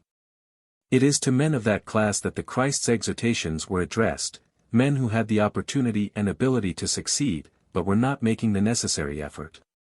It is of these that Madame Blavatsky speaks in such vigorous terms as useless drones who refuse to become co-workers with nature, and who perish by millions during the manvantaric life cycle. Secret Doctrine, 3, 526. But note that this perishing is merely from this manvantaric life cycle, and that it means for them delay only, and not total extinction. Delay is the worst that can happen to people in the ordinary course of evolution. Such a delay is undoubtedly most serious, but, bad though it be, it is the best that can be done under the circumstances. If either through youth, or through laziness and perversity, these people have failed, it is clear that they need more training, and this training they must have. Obviously that is best for them, even though it means many lives, many of which may be dreary, and may even contain much suffering. Still, they must go through to the end, because that is the only way by which they can attain the level which the more advanced races have already reached through similar long-continued evolution. It was with the object of saving as many people as possible from that additional suffering that the Christ said to his disciples, "Go ye into all the world and preach the gospel to every creature. He that believeth and is baptized shall be saved, but he that believeth not shall be damned." For baptism and its corresponding rites in other religions are the sign of the dedication of the life to the service of the brotherhood, and the man who is able to grasp the truth, and consequently sets his face in the right direction, will certainly be among the saved, or safe, who escape the condemnation in the fifth round. While those who do not take the trouble to see the truth and follow it will assuredly fall under that condemnation. But remember always that the damnation means only rejection from this aeon or chain of worlds, a throwing back into the next of the successive life waves. Lost souls, if you will, lost to us, perhaps, but not to the Logos. So they would be better described as temporarily laid aside. Of course it must not be supposed that the belief which saves them is the knowledge of theosophy. It does not matter in the least what their religion is, so long as they are aiming at the spiritual life, so long as they have definitely ranged themselves on the side of good as against evil, and are working unselfishly onward and upward.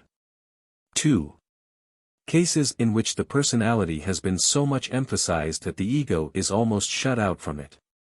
Of these are two varieties, those who live only in their passions, and those who live only in their minds. And as both types are by no means uncommon, it is worthwhile to try to understand exactly what happens to them. We often speak of the ego as putting himself down into the matter of the lower planes, yet many students fail to realize that this is not a mere figure of speech, but has a very definite and very material side to it. The ego dwells in a causal body, and when he takes upon himself in addition a mental and an astral body, the operation involves the actual entangling of a portion of the matter of his causal body with matter of those lower astral and mental types. We may regard this putting down as kind of investment made by the ego. As in all investments, so in this. He hopes to get back more than he puts out, but there is a risk of disappointment, a possibility that he may lose something of what he invests, or under very exceptional circumstances there may even be a total loss which leaves him not indeed absolutely bankrupt, but without available capital. Let us consider the elaboration of this analogy. The ego possesses in his causal body matter of three levels, the first, second and third subplanes of the mental. But for the enormous majority of mankind there is as yet no activity beyond the lowest of these three types, and even that is usually very partial. It is therefore only some of this lowest type of causal matter that can be put down to lower levels, and only a small fraction even of that part can be entangled with mental and astral matter. The ego's control over what is put down is very weak and imperfect, because he is still half asleep. But as his physical body grows up his astral and mental bodies are also developed, and the causal matter entangled with them is awakened by the vigorous vibrations which reach it through them. This fraction of a fraction which is fully entangled gives life and vigor and a sense of individuality to these vehicles, and they in turn react strongly upon it and arouse it to a keen realization of life. This keen realization of life is exactly what it needs, the very object for which it is put down. And it is the longing for this keen realization when it has it not which is spoken of as trishna, the thirst for manifested life, the desire to feel oneself really vividly alive, the force which draws the ego down again into reincarnation.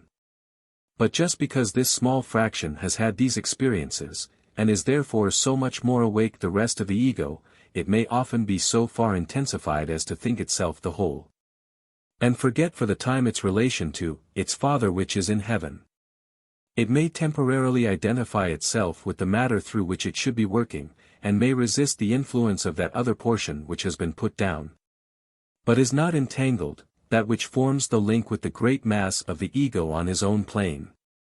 In order to understand this matter fully, we must think of that portion of the ego which is awakened on the third subplane of the mental, remembering always how small a fraction even that is of the whole, as itself divided into three parts, a, that which remains on its own plane, b, that which is put down, but remains unentangled in lower matter, and c, that which is thoroughly entangled with lower matter and receives vibrations from it.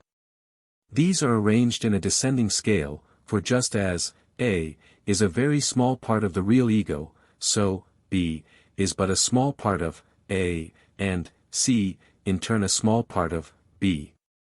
The second acts as a link between the first and third. We may symbolize a as the body, b as the arm stretched out, and c as the hand which grasps, or perhaps rather the tips of the fingers which are dipped into matter. We have here a very delicately balanced arrangement, which may be effected in various ways. The intention is that the hand, c, should grasp firmly and guide the matter with which it is entangled, being fully directed all the time by the body, a, through the arm, b. Under favorable circumstances additional strength, and even additional matter, may be poured from a, through b, into c, so that the control may become more and more perfect. C may grow in size as well as strength, and the more it does so the better, so long as the communication through b is kept open freely and a retains control.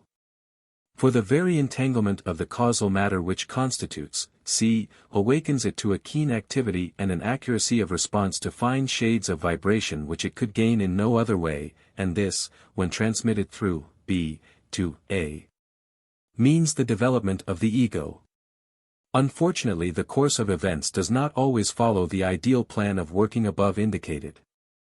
When the control of a is feeble, it sometimes happens that c becomes so thoroughly enmeshed in lower matter that, as I have said, it actually identifies itself with it, forgets for the time its high estate, and thinks of itself as the whole ego.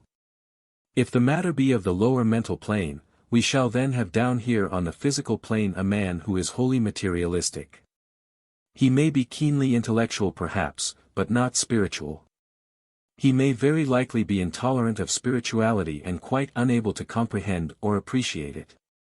He may probably call himself practical, matter-of-fact, unsentimental, while in reality he is hard as the nether millstone, and because of that hardness his life is a failure, and he making no progress.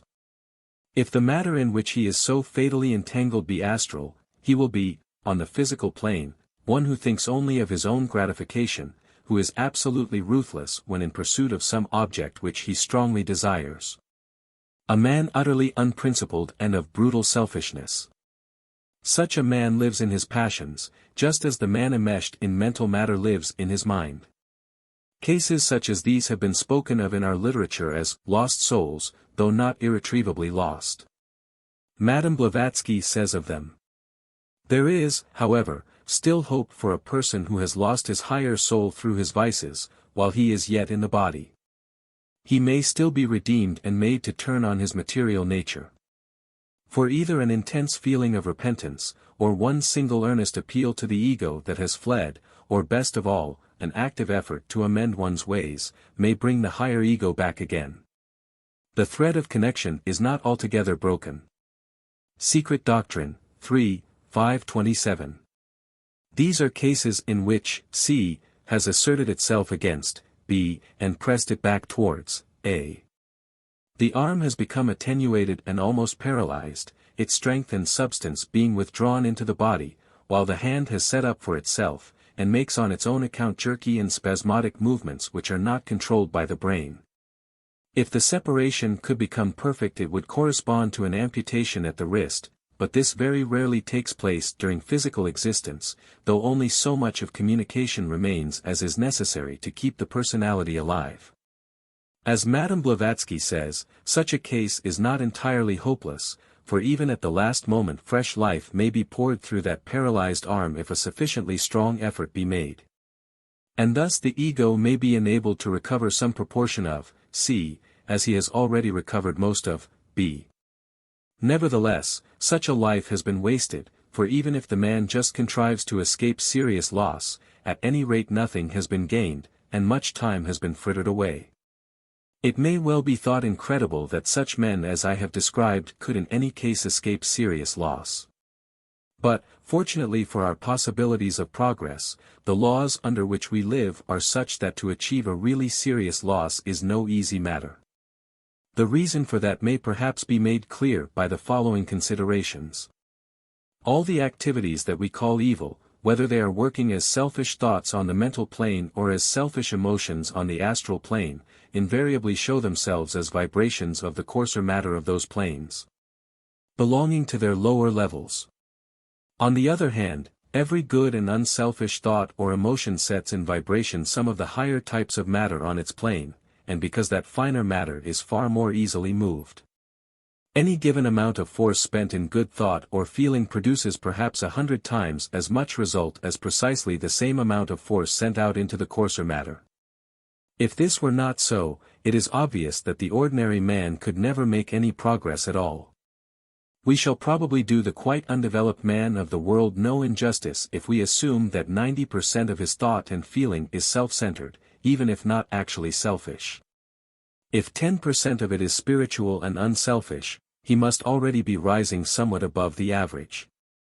Clearly, if these proportions produced corresponding results, the vast majority of humanity would take 9 steps backwards for every one forwards. And we should have a retrogression so rapid that a few incarnations would deposit us in the animal kingdom out of which we evolved. Happily for us, the effect of 10% of force directed to good ends enormously outweighs that of 90% devoted to selfish purposes, and so on the whole such a man makes an appreciable advance from life to life.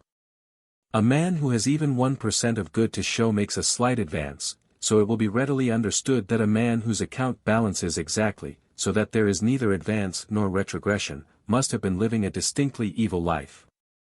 While to obtain an actual descent in evolution a person must be an unusually consistent villain. Thanks to this beneficent law the world is steadily but slowly evolving, even though we see round us all the while so much that is undesirable. And even such men as I have described may not after all fall very far. What they have lost is rather time and opportunity than actual position in evolution, but to lose time and opportunity means always additional suffering. To see what they have lost and what they have failed to do, let us revert for a moment to the analogy of investment. The ego expects to recover that which he puts out to interest in lower matter, the block that we have called C, and he expects it to be improved both in quality and quantity. Its quality is better because it has become much more awake, and capable of instant and accurate response to a far more varied gamut of vibrations than before, a capacity which C, when reabsorbed necessarily communicates to A. Though of course the store of energy which made such a powerful wave in C, creates only a ripple when distributed throughout the substance of A. It should be noted here that although the vehicles, containing as they do the grosser as well as the finer types of the matter of their respective planes, can respond to and express evil thoughts and emotions. And although their excitement under such vibrations can produce perturbation in the entangled causal matter, C, it is quite impossible for that matter, C, to reproduce those vibrations or to communicate them to A, or B. Simply because matter of the 3 higher mental levels can no more vibrate at the rate of the lowest plane than the string of a violin turned to a certain pitch can be made to produce a note lower than that pitch. C, should also be increased in quantity, because the causal body, like all other vehicles, is constantly changing its matter, and when special exercise is given to a certain part of it, that part grows in size and becomes stronger. Precisely as a physical muscle does when it is used. Every earth life is an opportunity carefully calculated for such development in quality and quantity as is most needed by the ego. A failure to use that opportunity means the trouble and delay of another similar incarnation, its sufferings probably aggravated by the additional bad karma incurred. Against the increment which the ego has a right to expect from each incarnation we must offset a certain amount of loss which in the earlier stages is scarcely avoidable. In order to be effective the entanglement with lower matter must be very intimate, and it is found that when that is so, it is scarcely ever possible to recover every particle, especially from the connection with the astral vehicle. When the time comes for separation from that, it is almost always a shade and not a mere shell that is left behind on the astral plane, and that very distinction means that something of the causal material is lost. Except in the case of an unusually bad life, however, this amount should be much smaller than that gained by growth, and so there should be on the whole a profit on the transaction. With such men as I have described, men living entirely in their passions or their minds, there would be no gain either in quality or quantity, since the vibrations would not be such as could be stored in the causal body. And on the other hand, as the entanglement had been so strong, there would certainly be considerable loss when the separation took place. We must not allow the analogy of the arm and hand to mislead us in thinking of B and C as permanent appendages of the ego. During a life period they may be considered as separate, but at the end of each life period they withdraw into A, and the result of their experience is distributed, as it were, through the whole of its substance. So that when the time comes for the ego to put part of himself out into incarnation once more, he does not stretch out again the old B and C, for they have been absorbed in him and become part of him. Just as a cupful of water emptied into a bucket becomes part of the water in the bucket and cannot be separated from it. Any coloring matter which was present in the cup is distributed, though in paler tint, through the whole bucketful of water, and that coloring matter may be taken as symbolizing the qualities developed by experience. Just as it would be impossible to take out again from the bucket exactly the same cupful of water, so the ego cannot again put out the same B and C. The plan is one to which he was accustomed before he became a separate ego at all, for it is identical with that pursued by the group soul, except that the latter puts down many tentacles simultaneously, while the ego puts forth only one at a time. Therefore the personality in each new incarnation is a different one, though the ego behind it remains the same. 3. Cases in which the personality captures the part of the ego which is put down, and actually breaks away are happily excessively rare, but they have happened, and they represent the most appalling catastrophe that can occur to the ego concerned. This time, C, instead of repelling B, and driving it gradually back into A, by degrees absorbs B, and detaches it from A. This can only be accomplished by determined persistence in deliberate evil, black magic, in short. Reverting to our former analogies, this is equivalent to amputation at the shoulder, or to the loss by the ego of nearly all his available capital. Fortunately for him he cannot lose everything, because B and C together are only a small proportion of A, and behind A is the great undeveloped portion of the ego on the first and second mental subplanes. Mercifully a man, however incredibly foolish or wicked, cannot completely wreck himself, for he cannot bring that higher part of the causal body into activity until he has reached a level at which such evil is unthinkable. Now that the central point of our immersion in matter is past, the whole force of the universe is pressing upwards towards unity. And the man who is willing to make all his life an intelligent cooperation with nature gains as part of his reward an ever-increasing perception of the reality of this unity. But on the other hand it is obvious that men may set themselves in opposition to nature and, instead of working unselfishly for the good of all, may debase every faculty they possess for purely selfish ends. And of them also, as of the others, the old saying is true, verily I say unto you, they have their reward. They spend their lives in striving for separateness, and for a long time they attain it, and it is said that that sensation of being utterly alone in space is the most awful fate that can ever befall the sons of men. This extraordinary development of selfishness is the characteristic of the black magician, and it is among their ranks only that men can be found who are in danger of this terrible fate. Many and loathsome are their varieties, but they may all be classed in one or other of two great divisions. They both use such occult arts as they possess for purely selfish purposes, but these purposes differ. In the commoner and less formidable type the object pursued is the gratification of sensual desire of some sort, and naturally the result of a life devoted to nothing but that is to center the man's energy in the desire body.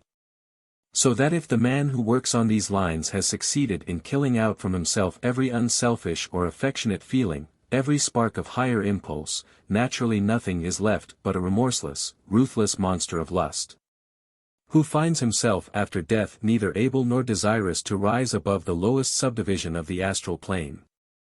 The whole of such mind as he has is absolutely in the grip of desire, and when the struggle takes place the ego can recover none of it, and finds himself seriously weakened in consequence. By his carelessness in permitting this he has for the time cut himself off from the current of evolution, from the mighty wave of the life of the Logos, and so, until he can return to incarnation, he stands, what appears to him to be, outside that life in the condition of avicii, the waveless.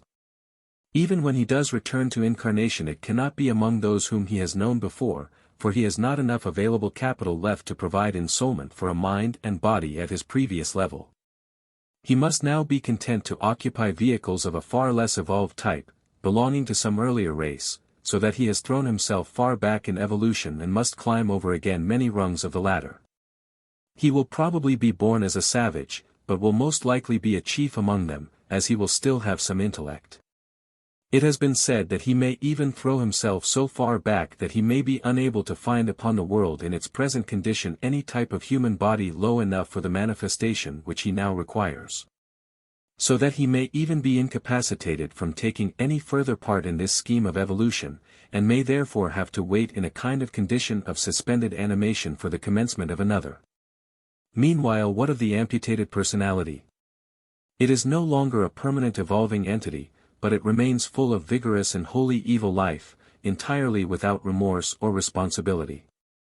As the fate before it is disintegration amidst the unpleasant surroundings of what is called the eighth sphere, it naturally tries to maintain some sort of existence on the physical plane as long as possible. Vampirism of some kind is its sole means of prolonging its baneful existence, and when that fails it has been known to seize upon any available body, driving out the lawful owner. The body chosen might very probably be that of a child, both because it might be expected to last longer and because an ego which had not yet really taken hold could be more easily dispossessed. In spite of its frenzied efforts its power seems soon to fail, and I believe there is no instance on record of its successfully stealing a second body after its first theft is worn out. The creature is a demon of the most terrible type, a monster for which there is no permanent place in the scheme of evolution to which we belong. Its natural tendency therefore is to drift out of this evolution, and to be drawn by the irresistible force of law into that astral cesspool which in earlier theosophical writings was called the eighth sphere. Because what passes into it stands outside the ring of 7 worlds, and cannot return into their evolution.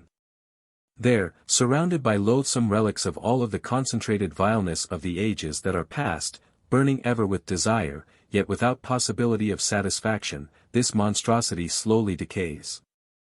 Its mental and causal matter being thus at last set free, never indeed to rejoin the ego from which it has torn itself, but to be distributed among the other matter of the plane to enter gradually into fresh combinations, and so put to better uses.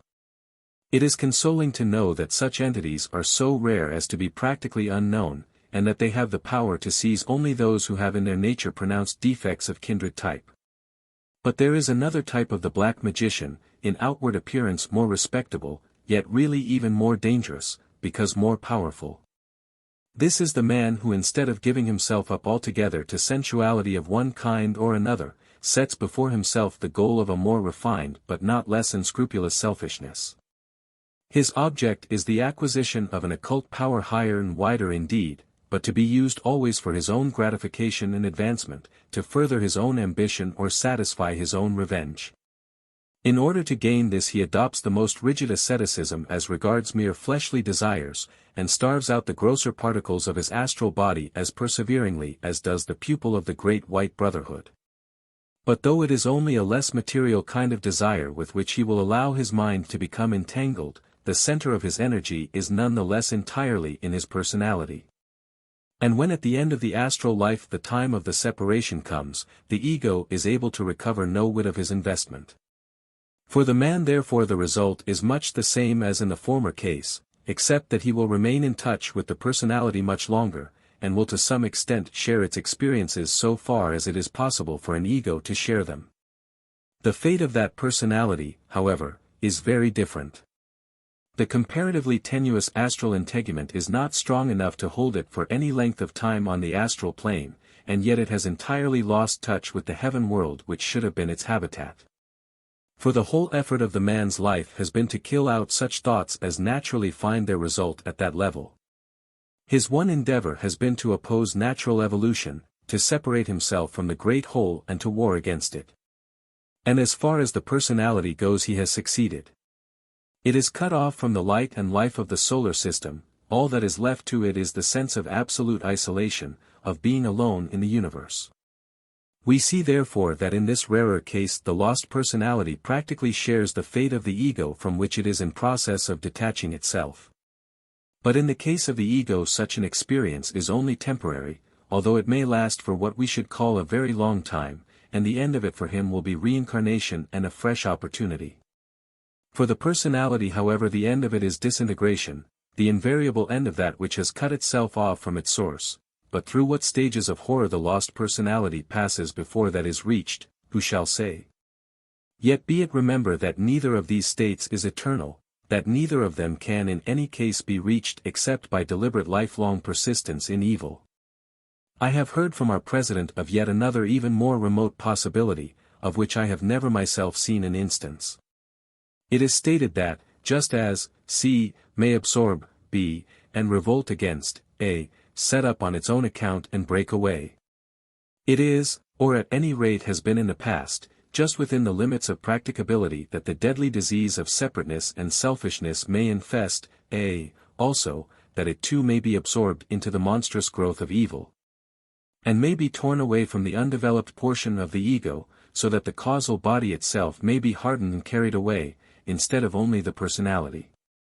If this be so, it constitutes yet a fourth group, and would correspond not to an amputation, but to an entire destruction of the body. Such an ego could not reincarnate in the human race. Ego though it be, it will fall into the depths of animal life, and would need at least a whole chain period to regain the status which it had lost. But this, though theoretically possible, is practically scarcely conceivable. Yet it will be noted that even then the undeveloped part of the ego remains as the vehicle of the monad. We learn then that millions of backward egos, unable as yet to bear the strain of the higher evolution, will fall out in the middle of the fifth round and come along on the crest of the following wave. That those who live selfishly, whether in the intellect or the passions, do so at their own proper peril, and at the serious risk of much sorrow and loss. That those who are so foolish as to dabble in black magic may bring upon themselves horrors before which imagination shrinks appalled. But that the term lost soul is, after all, a misnomer, since every man is a spark of the divine fire, and therefore can never under any circumstances be lost or extinguished. The will of the Logos is man's evolution. In our blindness we may for a time resist him, but to him time is not, and if we cannot see today he waits patiently till tomorrow, but always in the end his will is done. The focus of consciousness.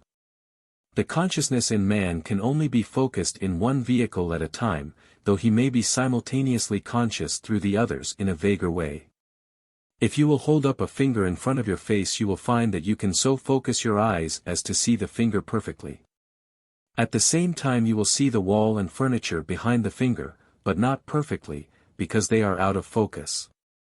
In a moment you can change the focus of your eyes so that you will see the wall and the furniture perfectly. In that case you will still see the finger, but will see it only dimly, because it in turn is now out of focus. Precisely in the same way if a man who has developed astral and mental consciousness focuses himself in the physical brain as in ordinary life, he will see perfectly the physical bodies of his friends.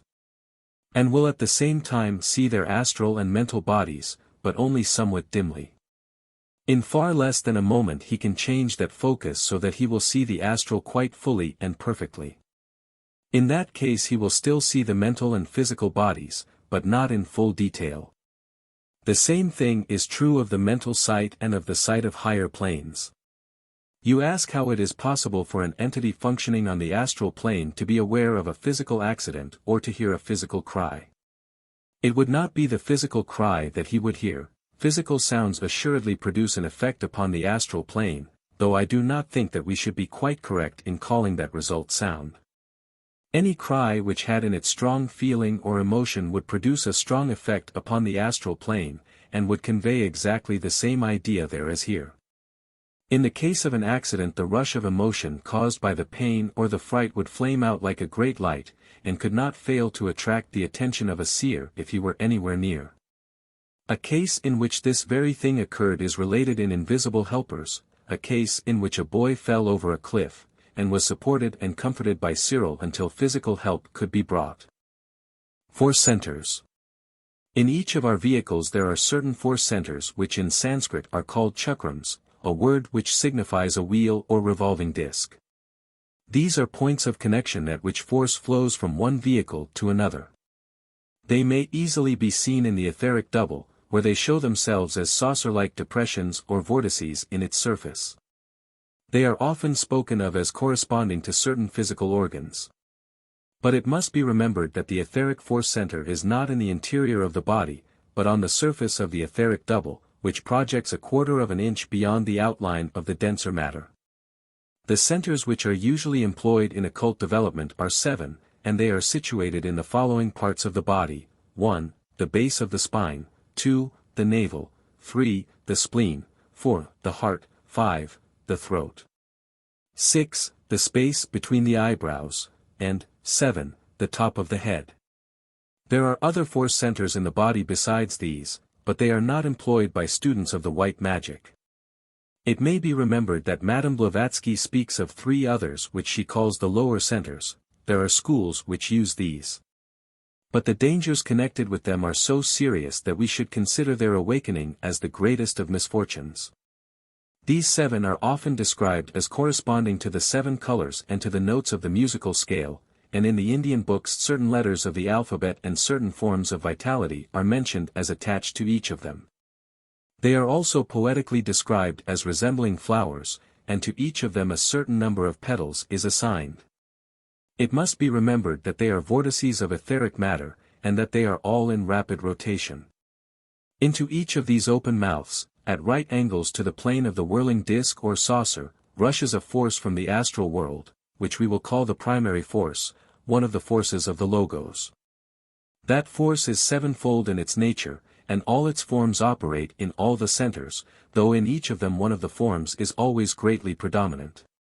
This inrush of force brings the divine life into the physical body, and without it that body could not exist. These centers through which the force can enter are therefore actually necessary to the existence of the vehicle, and so are in operation in every one, but they may be whirling with very different degrees of activity. Their particles may be in comparatively sluggish motion, just forming the necessary vortex for the force and no more, or they may be glowing and pulsating with living light so that an enormously greater amount of force passes through them. With the result that various additional faculties and possibilities are open to the ego as he functions on that plane.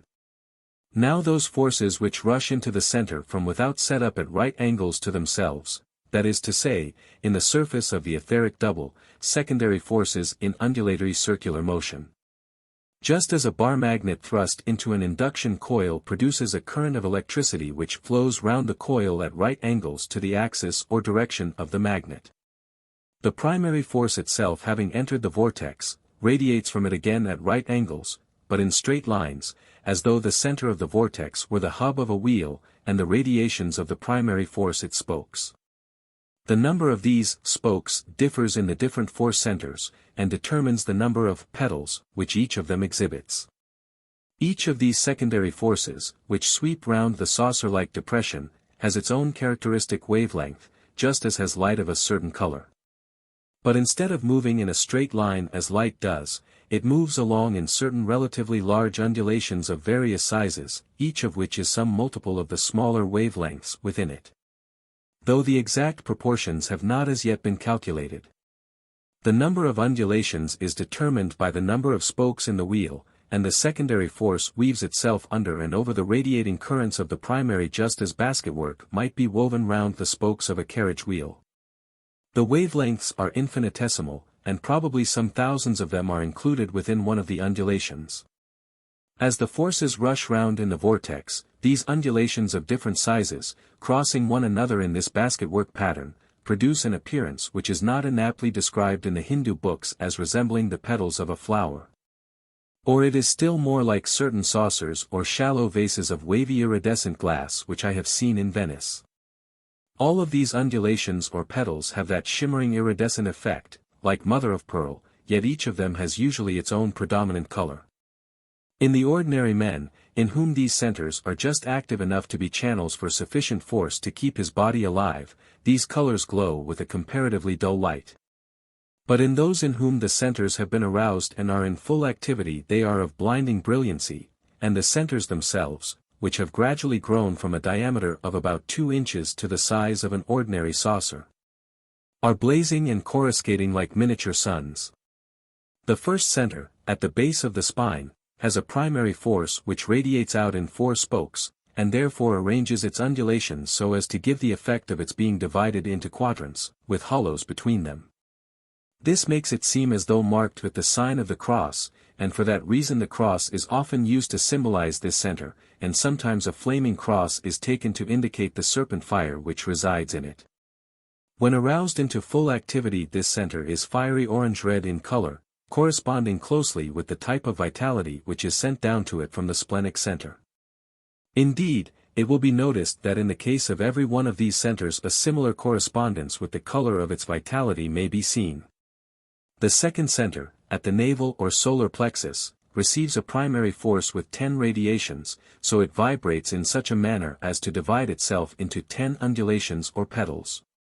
It is very closely associated with feelings and emotions of various kinds. Its predominant color is a curious blending of various shades of red, though there is also a great deal of green in it. The third center, at the spleen, is devoted to the specialization, subdivision and dispersion of the vitality which comes to us from the sun. That vitality is poured out again from it in 6 horizontal streams, the 7th variety being drawn into the hub of the wheel. This center therefore has 6 petals or undulations, and is specially radiant, glowing and sun-like. The fourth center, at the heart, is also of a glowing golden color, and each of its quadrants is divided into 3 parts, which gives it 12 undulations, because its primary force makes for it 12 spokes. The fifth center, at the throat, has 16 spokes, and therefore 16 apparent divisions. There is a good deal of blue in it, but its general effect is silvery and gleaming, with a kind of suggestion as of moonlight upon rippling water. The sixth center, between the eyebrows, has the appearance of being divided into halves, the one predominantly rose-colored, though with a great deal of yellow about it, and the other predominantly a kind of purplish blue. Again closely agreeing with the colors of the special types of vitality that vivify it. Perhaps it is for this reason that this center is mentioned in Indian books as having only 2 petals. Though if we are to count undulations of the same character as those of the previous centers, we shall find that each half is subdivided into 48 of these, making 96 in all, because its primary force has that number of radiations. The seventh, the center at the top of the head, is when stirred into full activity perhaps the most resplendent of all, full of indescribable chromatic effects and vibrating with almost inconceivable rapidity. It is described in Indian books as 1,000-petaled, and really this is not very far from the truth, the number of the radiations of its primary force in the outer circle being 960.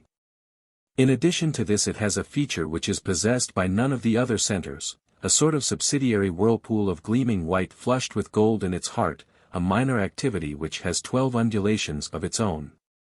I have heard it suggested that each of the different petals of these 4 centers represents a moral quality, and that the development of that quality brings the center into activity. I have not yet met with any facts which confirm this, nor am I able to see exactly how it can be, because the appearance is produced by certain quite definite and easily recognizable forces. And the petals in any particular center are either active or not active according as these forces have or have not been aroused, and their development seems to me to have no more connection with morality than has the development of the biceps. I have certainly met with persons in whom some of the centers were in full activity, though the moral development was by no means exceptionally high. Whereas in other persons of high spirituality and the noblest possible morality the centers were not yet vitalized at all, so that there does not seem to me to be any connection between the two developments. Besides the keeping alive of the physical vehicle, these four centers have another function, which comes into play only when they are awakened into full activity. Each of these etheric centers corresponds to an astral center, though as the astral center is a vortex in 4 dimensions it has an extension in a direction quite different from the etheric.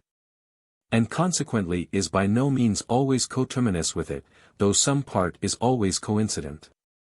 The etheric vortex is always on the surface of the etheric body, but the astral center is frequently quite in the interior of that vehicle.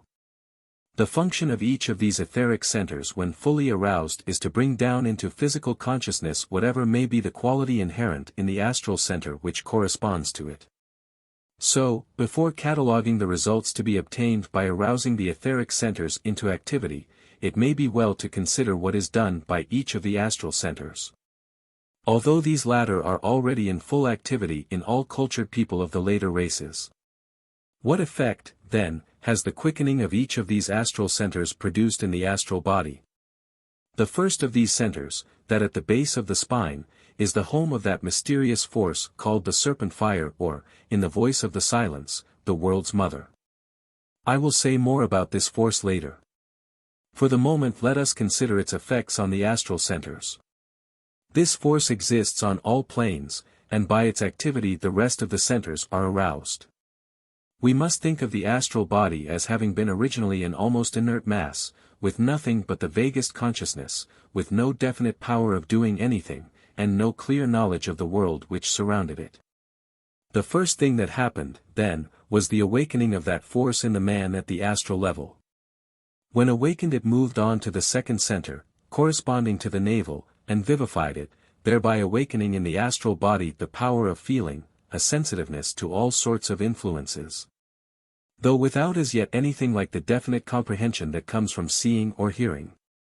Then it moved on to the third, that corresponding to physical spleen, and through it vitalized the whole astral body, enabling the person to travel consciously, though with only a vague conception as yet of what he encountered on his journeys. The fourth center, when awakened, endowed the man with the power to comprehend and sympathize with the vibrations of other astral entities, so that he could instinctively understand their feelings. The awakening of the fifth, that corresponding to the throat, gave him the power of hearing on the astral plane, that is to say, it caused the development of that sense which in the astral world produces on our consciousness the effect which on the physical plane we call hearing. The development of the sixth, that corresponding to the center between the eyebrows, in a similar manner produced astral sight, the power to perceive definitely the shape and nature of astral objects, instead of vaguely sensing their presence. The arousing of the seventh, that corresponding to the top of the head, rounded off and completed for him the astral life, and endowed him with the perfection of its faculties. With regard to this center a certain difference seems to exist according to the type to which men belong. For many of us the astral vortices corresponding to the sixth and seventh of these centers both converge upon the pituitary body, and for those people the pituitary body is practically the only direct link between the physical and the higher planes. Another type of people, however, while still attaching the sixth center to the pituitary body, bend or slant the seventh until its vortex coincides with the atrophied organ called the pineal gland, which is by people of that type vivified and made into a line of communication directly passing through the intermediate astral plane in the ordinary way. It was for this type that Madame Blavatsky was writing when she laid such emphasis upon the awakening of that organ. Thus these centers to some extent take the place of sense organs for the astral body, and yet without proper qualification that expression would be decidedly a misleading one, for it must never be forgotten that though, in order to make ourselves intelligible, we constantly have to speak of astral seeing or astral hearing, all that we really mean by those expressions is the faculty of responding to such vibrations as convey to the man's consciousness. When he is functioning in his astral body, information of the same character as that conveyed to him by his eyes and ears while he is in the physical body. But in the entirely different astral conditions, specialized organs are not necessary for the attainment of this result. There is matter in every part of the astral body which is capable of such response, and consequently the man functioning in that vehicle sees equally well the objects behind him, above him, and beneath him, without needing to turn his head. The centers, therefore, cannot be described as organs in the ordinary sense of the word, since it is not through them that the man sees or hears, as he does hear through the eyes and ears.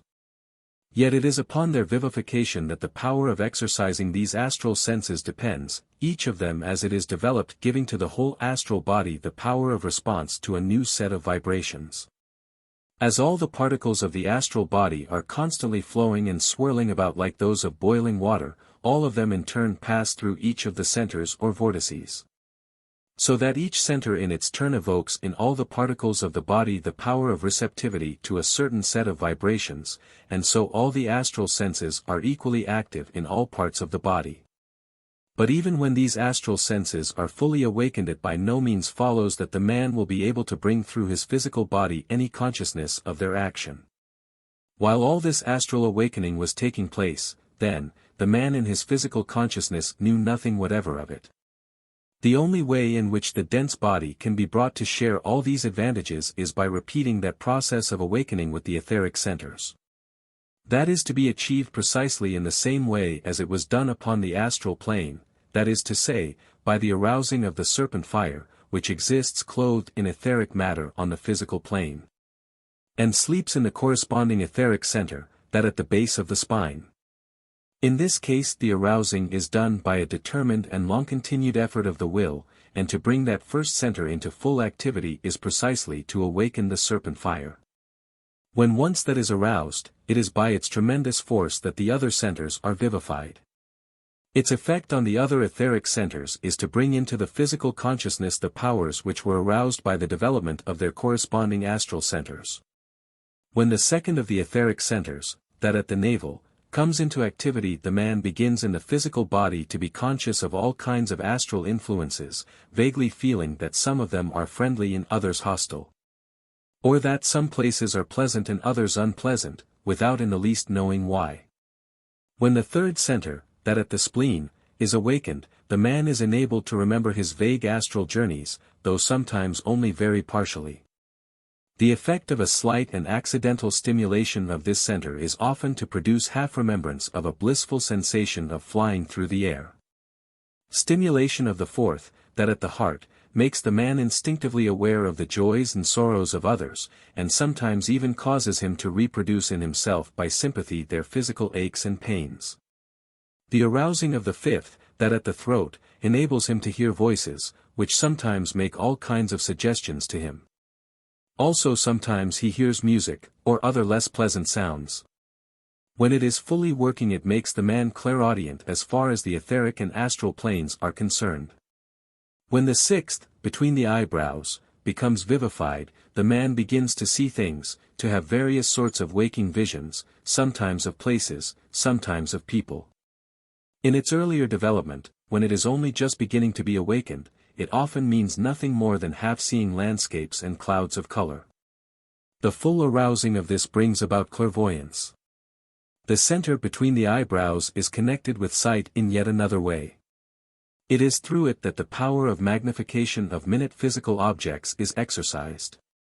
A tiny flexible tube of etheric matter is projected from the center of it, resembling a microscopic snake with an eye at the end of it. This is the special organ used in that form of clairvoyance, and the eye at the end of it can be expanded or contracted, the effect being to change the power of magnification according to the size of the object which is being examined. This is what is meant in ancient books when mention is made of the capacity to make oneself large or small at will. To examine an atom one develops an organ of vision commensurate in size with the atom. This little snake projecting from the center of the forehead was symbolized upon the headdress of the Pharaoh of Egypt, who as the chief priest of his country was supposed to possess this among many other occult powers. When the seventh center is awakened the man is able by passing through it to leave his body in full consciousness and also to return to it without the usual break, so that his consciousness will be continuous through night and day. When the fire has been passed through all these centers in a certain order, which varies for different types of people, the consciousness becomes continuous up to the entry into the heaven world at the end of the life on the astral plane. No difference being made by either the temporary separation from the physical body during sleep or the permanent division at death. Before this is done, however, the man may have many glimpses of the astral world, for especially strong vibrations may at any time galvanize one or other of the centers into temporary activity, without arousing the serpent fire at all. Or it may happen that the fire may be partially roused, and in this way also partial clairvoyance may be produced for the time. For this fire exists in 7 layers or 7 degrees of force, and it often happens that a man who exerts his will in the effort to arouse it may succeed in affecting 1 layer only. And so when he thinks that he has done the work he may find it ineffective, and may have to do it all over again many times, digging gradually deeper and deeper, until not only the surface is stirred but the very heart of the fire is in full activity. The serpent fire. As we know it, this serpent fire, called in Sanskrit Kundalini, is the manifestation on the physical plane of one of the great world forces, one of the powers of the Logos. You know that what we call electricity is a manifestation of one of his forces, and that force may take various forms, such as heat, light and motion. Another of his forces is vitality, what is sometimes called prana, but this is not interchangeable with any of those other forms which we have just mentioned. We may say then that vitality and electricity are as it were the lower ends of 2 of his streams of force. This serpent fire may be taken as the lower end of another of his streams, the physical plane manifestation of another of the manifold aspects of his power. Like vitality, it exists on all planes of which we know anything. But it is the expression of it in etheric matter with which we have to do.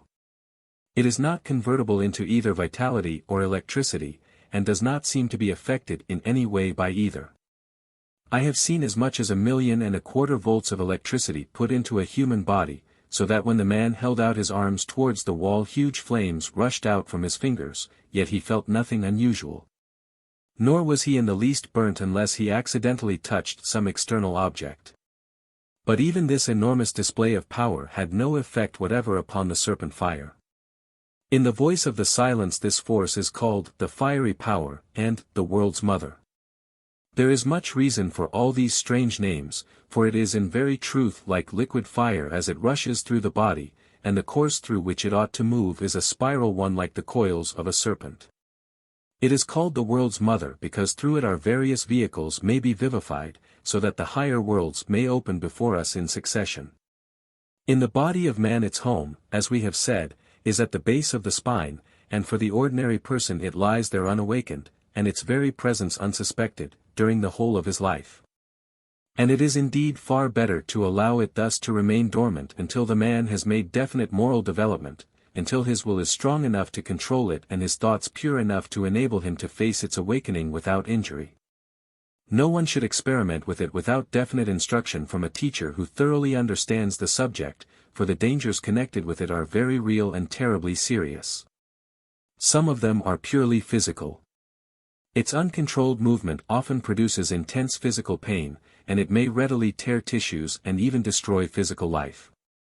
This, however, is the least of the evils of which it is capable, for it may do permanent injury to vehicles higher than the physical.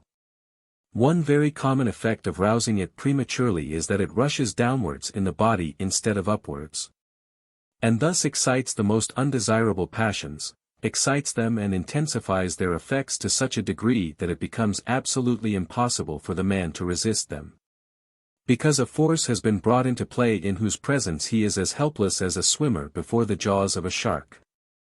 Such men become satyrs, monsters of depravity, because they are in the grasp of a force which is out of all proportion to the ordinary human power of resistance. They may probably gain certain supernormal powers. But these will be such as will bring them into touch with a lower order of evolution with which humanity is intended to hold no commerce, and to escape from its awful thraldom may take them more than one incarnation. I am not in any way exaggerating the horror of this thing, as a person to whom it was all a matter of hearsay might unwittingly do. I have myself been consulted by people upon whom this awful fate has already come, and I have seen with my own eyes what happened to them. There is a school of black magic which purposely uses this power in this way, in order that through it may be vivified those lower force centers which are never used by the followers of the good law. Even apart from this greatest of its dangers, its premature unfoldment has many other unpleasant possibilities. It intensifies everything in man's nature, and it reaches the lower and evil qualities more readily than the good. In the mental body, for example, ambition is very readily aroused, and soon swells to an incredibly inordinate degree. It would be likely to bring with it a great intensification of the power of intellect, but at the same time it would produce abnormal and satanic pride, such as is quite inconceivable to the ordinary man. It is not wise for a man to think that he is prepared to cope with any force that may arise within his body. This is no ordinary force, but something resistless. Assuredly no uninstructed man should ever try to awaken it, and if such a one finds that it has been aroused by accident he should at once consult someone who fully understands these matters. It may be noticed that I have specially and intentionally refrained from explaining how this arousing is to be done, or mentioning the order in which the force, when aroused, should be passed through these various centers. For that should by no means be attempted except at the express suggestion of a master, who will watch over his pupil during the various stages of the experiment. I most solemnly warn all students against making any effort whatever in the direction of awakening these tremendous forces, except under such qualified tuition. For I have myself seen many cases of the terrible effects which follow from ignorant and ill-advised meddling with these very serious matters. The force is a tremendous reality, one of the great basic facts of nature, and most emphatically it is not a thing to be played with, or to be lightly taken in hand. For to experiment with it without understanding it is far more dangerous than it would be for a child to play with nitroglycerin. As is very truly said in the Hatha-yoga-pradipika, it gives liberation to yogis and bondage to fools. 3:107. In matters such as these, students so often seem to think that some special exception to the laws of nature will be made in their case, that some special intervention of Providence will save them from the consequences of their folly. Assuredly nothing of that sort will happen, and the man who wantonly provokes an explosion is quite likely to become its first victim. It would save much trouble and disappointment if students could be induced to understand that in all matters connected with occultism we mean just exactly and literally what we say, and that it is applicable in every case without exception. For there is no such thing as favoritism in the working of the great laws of the universe. Everybody wants to try all possible experiments. Everybody is convinced that he is quite ready for the highest possible teaching and for any sort of development, and no one is willing to work patiently along at the improvement of character. And to devote his time and his energies to doing something useful for the work of the society, waiting for all these other things until a master shall announce that he is ready for them. The old aphorism still remains true, "Seek ye first the kingdom of God and his righteousness, and all these things shall be added unto you." There are some cases in which the fire wakes spontaneously, so that a dull glow is felt. It may even begin to move of itself, though this is rare. In this latter case it would be likely to cause great pain, as, since the passages are not prepared for it, it would have to clear its way by actually burning up a great deal of etheric dross, a process that cannot but engender suffering. When it thus awakes of itself or is accidentally aroused, it usually tries to rush up the interior of the spine, instead of following the spiral course into which the occultist is trained to guide it. If it be possible, the will should be set in motion to arrest its onward rush, but if that proves to be impossible, as is most likely, no alarm need be felt. It will probably rush out through the head and escape into the surrounding atmosphere, and it is likely that no harm will result beyond a slight weakening. Nothing worse than a temporary loss of consciousness need be apprehended. The really appalling dangers are connected not with its upward rush, but with the possibility of its turning downwards and inwards. Its principal function in connection with occult development is that by being sent through the four centers in the etheric body, as above described, it vivifies these centers and makes them available as gates of connection between the physical and astral bodies. It is said in the voice of the silence that when the serpent fire reaches the center between the eyebrows and fully vivifies it, it confers the power of hearing the voice of the master, which means in this case the voice of the ego or higher self. The reason for this statement is that when the pituitary body is brought into working order, it forms a perfect link with the astral vehicle, so that through it all communications from within can be received. It is not only this one. All the higher force centers have presently to be awakened, and each must be made responsive to all kinds of astral influences from the various astral subplanes.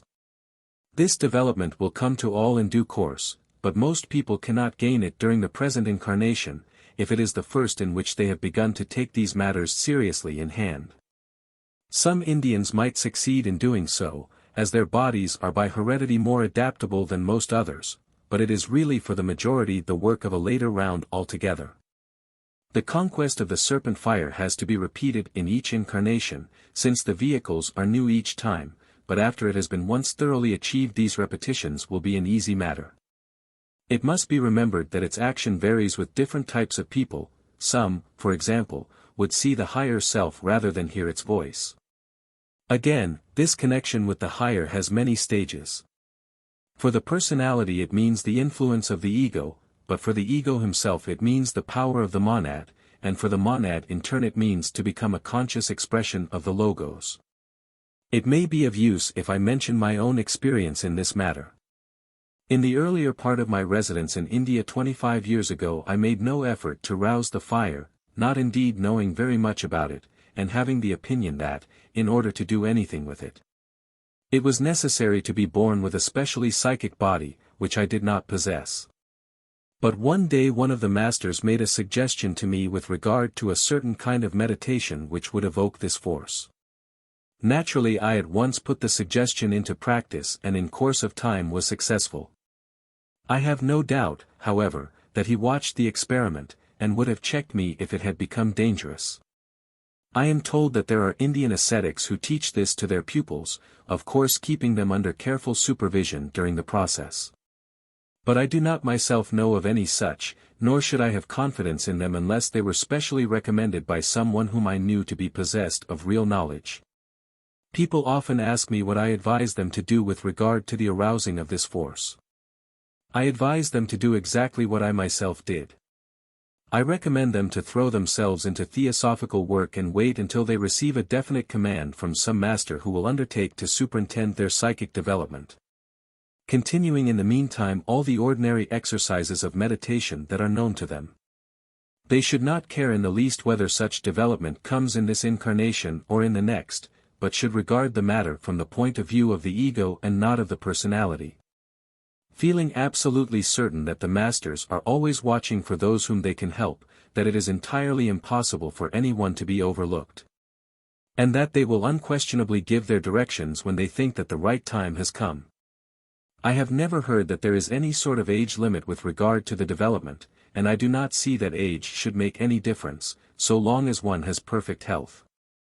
But the health is a necessity, for only a strong body can endure the strain, which is much more serious than anyone who has not made the attempt can possibly imagine. The force when aroused must be very strictly controlled, and it must be moved through the centers in an order which differs for people of different types. The movement also, to be effective, must be made in a particular way, which the master will explain when the time comes. I have said that the astral and etheric centers are in very close correspondence. But between them, and interpenetrating them in a manner not readily describable, is a sheath composed of a single layer of physical atoms much compressed and permeated by a special form of vital force. The divine life which normally descends from the astral body to the physical is so attuned as to pass through this with perfect ease, but it is an absolute barrier to all other forces, all which cannot use the atomic matter of both the planes. This web is the natural protection provided by nature to prevent a premature opening up of communication between the planes, a development which could lead to nothing but injury. It is this which under normal conditions prevents clear recollection of what has happened during sleep, and it is this also which causes the momentary unconsciousness which always occurs at death. But for this merciful provision the ordinary man, who knows nothing about all these things and is entirely unprepared to meet them, could at any moment be brought by any astral entity under the influences of forces to cope with which would be entirely beyond his strength. He would be liable to constant obsession by any being on the astral plane who desired to seize upon his vehicles. It will therefore be readily understood that any injury to this web is a serious disaster. There are several ways in which injury may come, and it behooves us to use our best endeavors to guard against it. It may come either by accident or by continued malpractice. Any great shock to the astral body, such for example as a sudden terrible fright, may rend apart this delicate organism and, as it is commonly expressed, drive the man mad. Of course there are other ways in which fear may cause insanity, but this is one. A tremendous outburst of anger may also produce the same effect. Indeed, it may follow upon any exceedingly strong emotion of an evil character which produces a kind of explosion in the astral body. The malpractices which may more gradually injure this protective web are of two classes: the use of alcohol or narcotic drugs and the deliberate endeavor to throw open the doors which nature has kept closed. By means of such a process as is described in spiritualistic parlance as sitting for development. Certain drugs and drinks, notably alcohol and all the narcotics, including tobacco, contain matter which on breaking up volatilizes, and some of it passes from the physical plane to the astral. Even tea and coffee contain this matter, but in quantities so infinitesimal that it is usually only after long continued abuse of them that the effect manifests itself. When this takes place in the body of man, these constituents rush out through the four centers in the opposite direction to that for which they are intended, and in doing this repeatedly they seriously injure and finally destroy the delicate web. This deterioration or destruction may be brought about in two different ways, according to the type of the person concerned and to the proportion of the constituents in his etheric and astral bodies. First, the rush of volatilizing matter actually burns away the web, and therefore leaves the door open to all sorts of irregular forces and evil influences. The second result is that these volatile constituents, in flowing through, somehow harden the atom so that its pulsation is to a large extent checked and crippled. And it is no longer capable of being vitalized by the particular type of force which welds it into a web. The result of this is a kind of ossification of the web, so that instead of having too much coming through from one plane to the other, we have very little of any kind coming through. We may see the effects of both these types of deterioration in the case of men who yield themselves to drunkenness. Some of those who are affected in the former way fall into delirium tremens, obsession or insanity. But those are after all comparatively rare. Far more common is the second type of deterioration, the case in which we have a kind of general deadening down of the man's qualities, resulting in gross materialism, brutality and animalism. In the loss of all finer feelings and of the power to control himself. He no longer feels any sense of responsibility. He may love his wife and children when sober, but when the fit of drunkenness comes upon him he will use the money which should have bought bread for them to satisfy his own bestial cravings. The affection and the responsibility having apparently entirely disappeared. The second type of effect is very commonly to be seen among those who are slaves of the tobacco habit. Again and again we find that they persist in their self-indulgence even when they know perfectly well that it causes nausea and misery to their neighbors. We shall recognize the deterioration at once when we think that this is the only practice in which a gentleman will persist when he is aware that it causes acute annoyance to others. Clearly in this case the finer feelings have already been seriously blunted. All impressions which pass from one plane to the other are intended to come only through the atomic subplanes, as I have said. But when this deadening process sets in, it presently infects not only other atomic matter, but matter of even the second and third subplanes. So that the only communication between the astral and the etheric is when some force acting on the lower subplanes, upon which only unpleasant and evil influences are to be found, happens to be strong enough to compel a response by the violence of its vibration. Nevertheless, though nature takes such precautions to guard these centers, she by no means intends that they shall always be kept rigidly closed. There is a proper way in which they may be opened. Perhaps it would be more correct to say that the intention is not that the doors should be opened any wider than their present position, but that the man should so develop himself as that he can bring a great deal more through the recognized channel. The consciousness of the ordinary man cannot yet use pure atomic matter either in the physical body or in the astral, and therefore there is normally no possibility for him of conscious communication at will between the two planes. The proper way to obtain that is to purify both the vehicles until the atomic matter in both is fully vivified, so that all communications between the two may be able to pass by that road. In that case the web retains to the fullest degree its position and activity, and yet is no longer a barrier to the perfect communication. While it still continues to fulfill its purpose of preventing the close contact between lower subplanes which would permit all sorts of undesirable influences to pass through. That is why we are always adjured to wait for the unfolding of psychic powers until they come in the natural course of events as a consequence of the development of character, as we see from the study of these four centers that they surely will. That is the natural evolution, that is the only really safe way, for by it the student obtains all the benefits and avoids all the dangers. That is the path which our masters have trodden in the past, that therefore is the path for us today. Obsession and insanity. We must distinguish carefully between obsession and insanity. The latter is a break in the connection between the ego and his vehicles, while the former is the ousting of the ego by some other entity. Only a weak ego would permit obsession, an ego, who had not much hold upon his vehicles.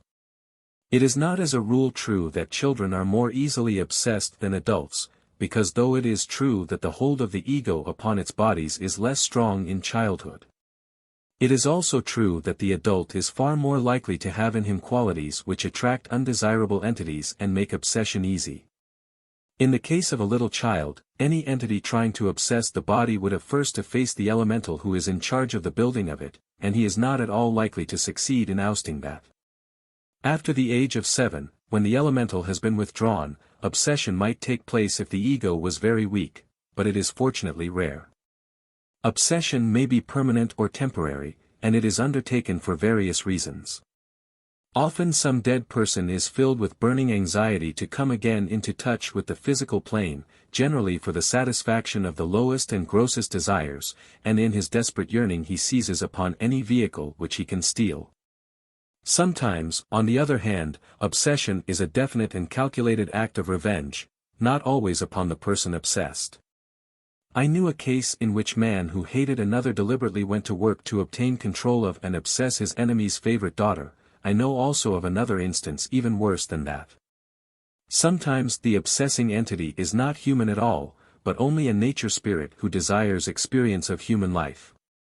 In any and all cases obsession should be determinately resisted by the victim. Insanity is an entirely different matter. Let us try to look at it from the occult point of view.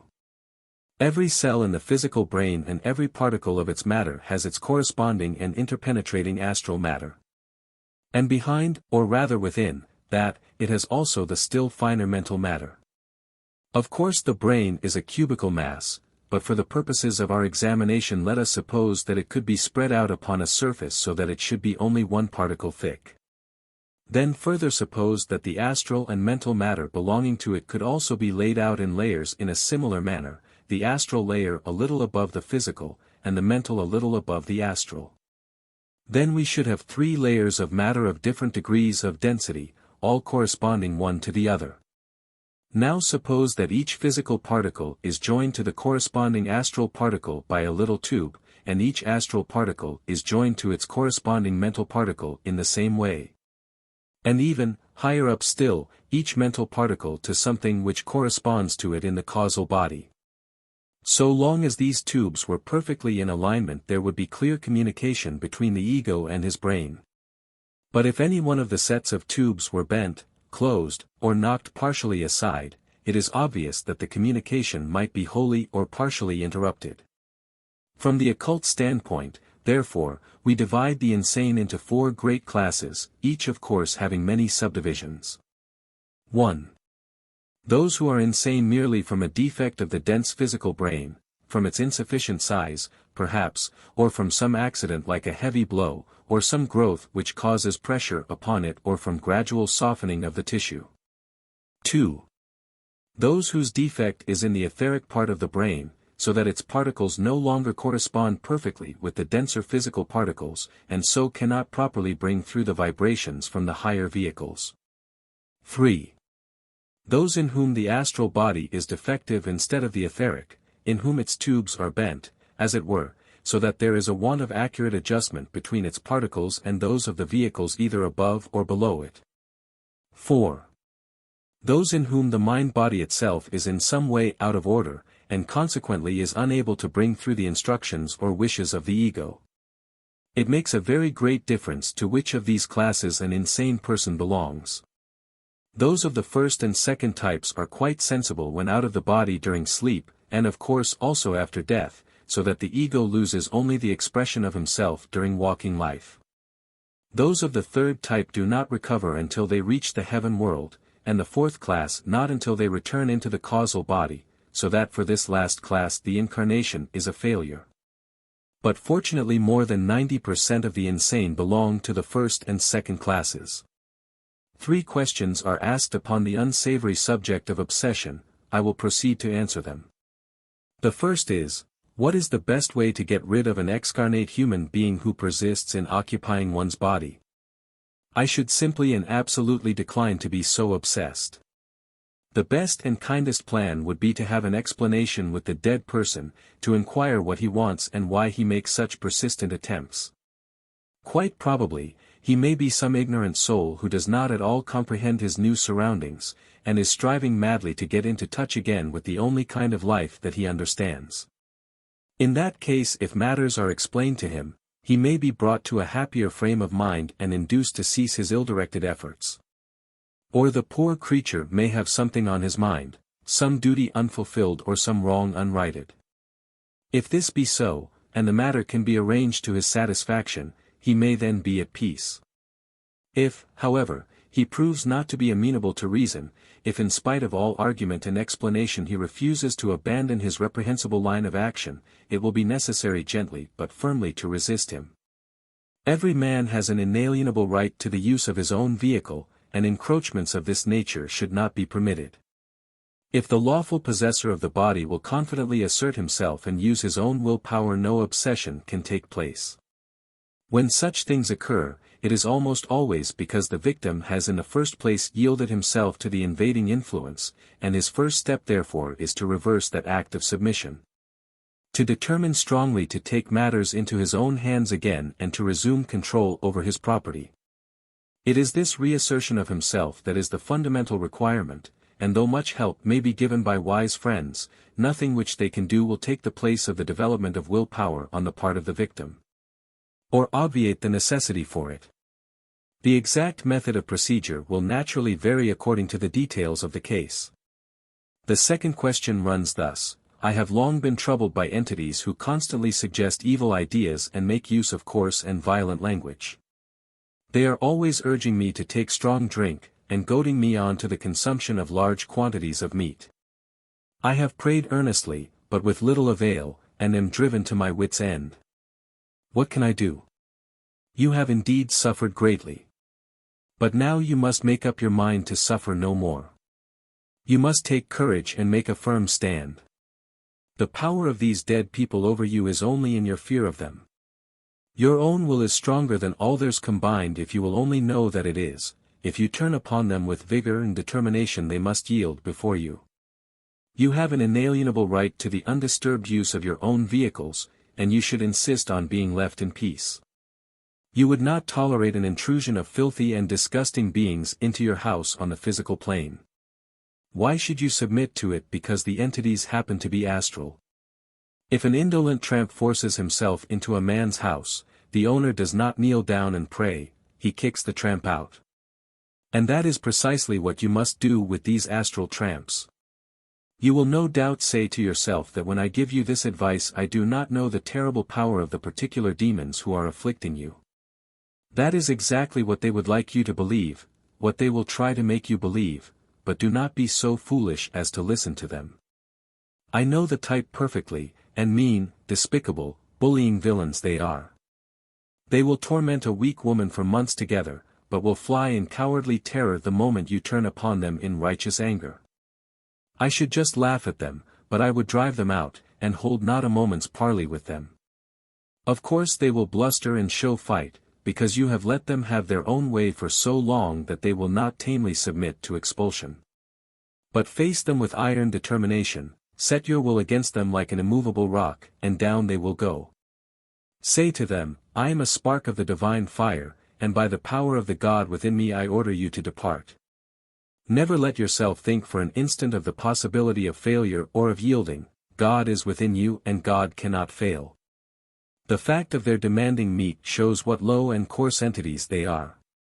You should avoid all flesh food and alcohol, because these things minister to such evil beings and make it more difficult for you to resist them.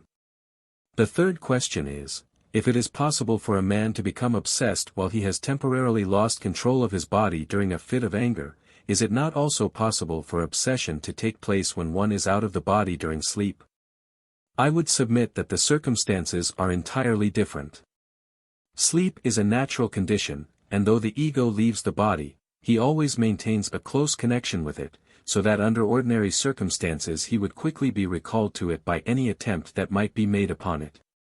There are individual cases in which the ego is not so easily recalled, and a sort of temporary obsession is possible which may cause somnambulism, but these cases are abnormal and comparatively rare. A fit of anger on the other hand is unnatural, an infraction of the natural laws under which we live. In this case it is the astral which has escaped from control. The desire elemental has rebelled against his master and has broken away from the hold of the ego exercised through the mental body, which alone keeps him safe as part of an astral mechanism. The rightful owner being dispossessed, the astral body is in the condition of a vessel whose helm has been abandoned. Anyone who happens to be at hand can seize the wheel, and it may be a difficult matter to recover it. Sleep. I am asked what is the real cause of sleep. I have not the detailed physiological knowledge which is needed to answer this question fully. But I have always understood that the necessity of sleep is due to the fact that the bodies grow tired of one another. The astral vehicle, which so far as we know is practically incapable of fatigue upon its own plane, since it can work incessantly for 20 years without showing signs of it, very soon becomes tired of the heavy labor of moving the particles of the physical brain, and needs a considerable period of separation from it to enable it to gather strength to resume the irksome task.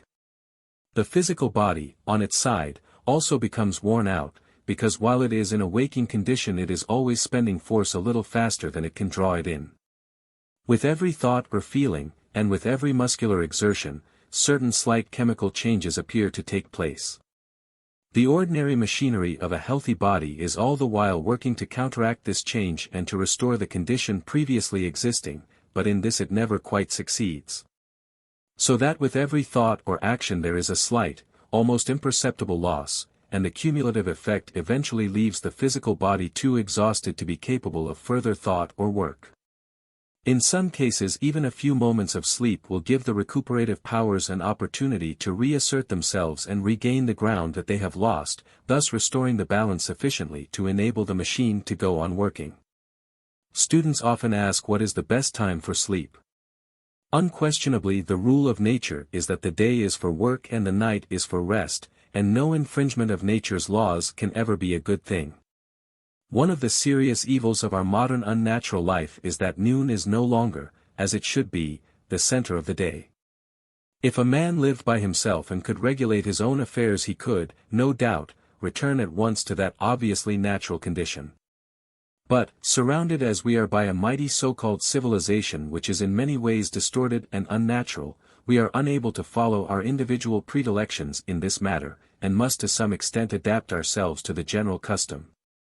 Evil though it be. It is impossible to lay down rules as to the amount of sleep which is necessary for man, because there is so much difference in constitutions, but when it is possible that sleep should be taken between 8 p.m. and 5 a.m. Some men need the whole of that time, while others may find themselves perfectly healthy on a smaller allowance. Such details of life each man must decide for himself according to his circumstances. People often ask whether there is any way in which they can control their dreams. The dreamer cannot usually change the course of his dream while it is going on, but the dream life can indirectly be controlled to a very considerable extent. If a man's thought be pure and high while waking, his dreams will be pure and good also. An especially important point is that his last thought as he sinks to sleep should be a noble and elevating one.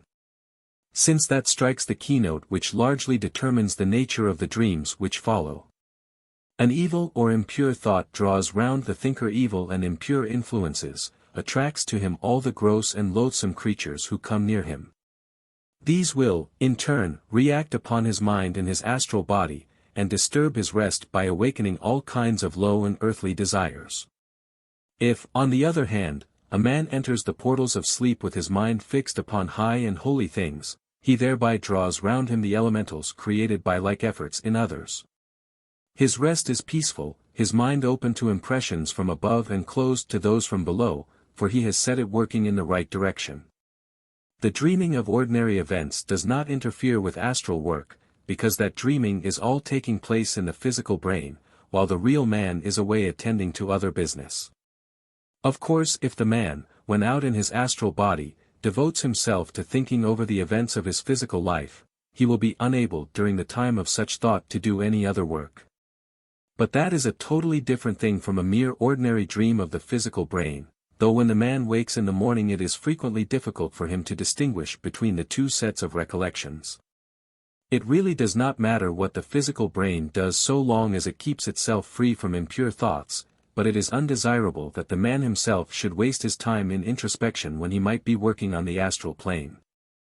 Somnambulism. You ask what is the cause of sleepwalking.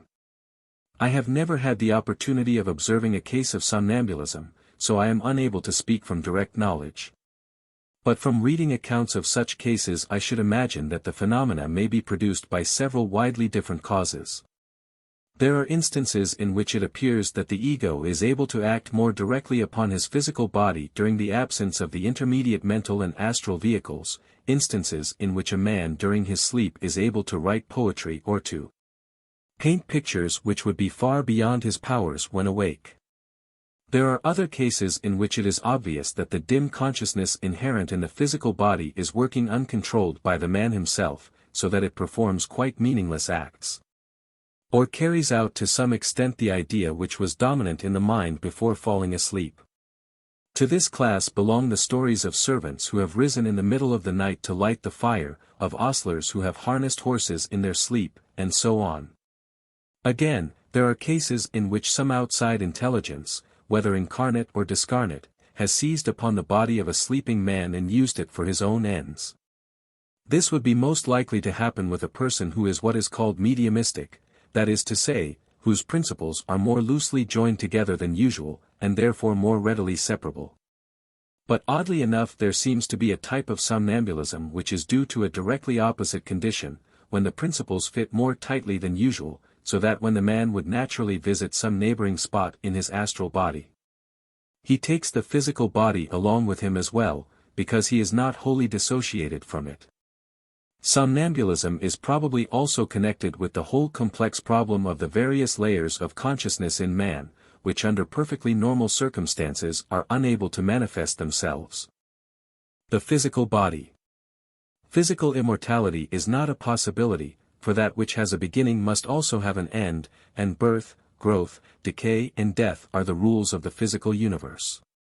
No reasonable being could desire to retain the same body continuously.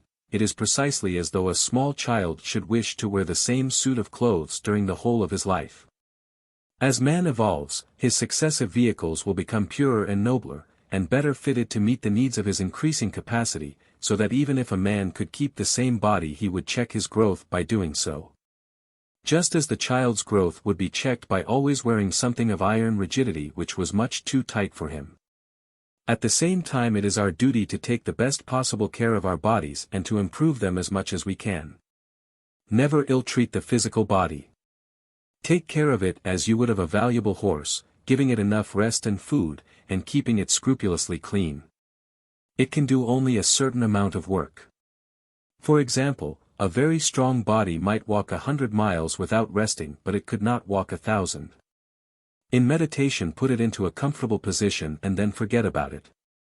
You cannot forget it if it is uncomfortable, as it would constantly call you back. What should you eat? Well, so long as you avoid alcohol and corpse eating, it probably does not matter very much. Certain vegetables are coarser than others, and therefore when there is a choice it is as well to abstain from them. Among those I should class onions, mushrooms and cabbages.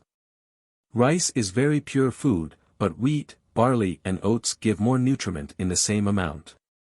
I consider eggs undesirable, though I should unhesitatingly take them if no other food was to be had. There is no sort of question that vegetarianism is better in every way than the devouring of flesh. It furnishes more real nutriment, diminishes the liability to disease, gives greater strength, and does not stimulate the lower nature.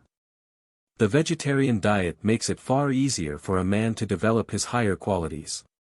It is known that our masters make a single physical body last much longer than an ordinary man can do, by living always in accordance with hygienic laws and absolute freedom from worry.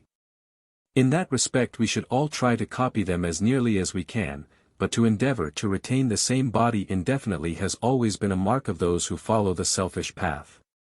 There are various undesirable means by which such men have prolonged physical life, sometimes by vampirism, merely depleting the vitality of others, and sometimes by the complete transference to themselves of a succession of other human lives. But it is hardly necessary to warn theosophists against proceedings of this nature. It is obvious that a person adopting such a plan would be one who is not evolving. And even if he succeeded he would only be as it were patching and enlarging an old coat, but with all his efforts it would remain an old coat still. Tobacco and alcohol. The evil effect of the tobacco habit is obvious in the physical, the astral and the mental bodies. It permeates the man physically with exceedingly impure particles, causing emanations so material that they are frequently perceptible to the sense of smell.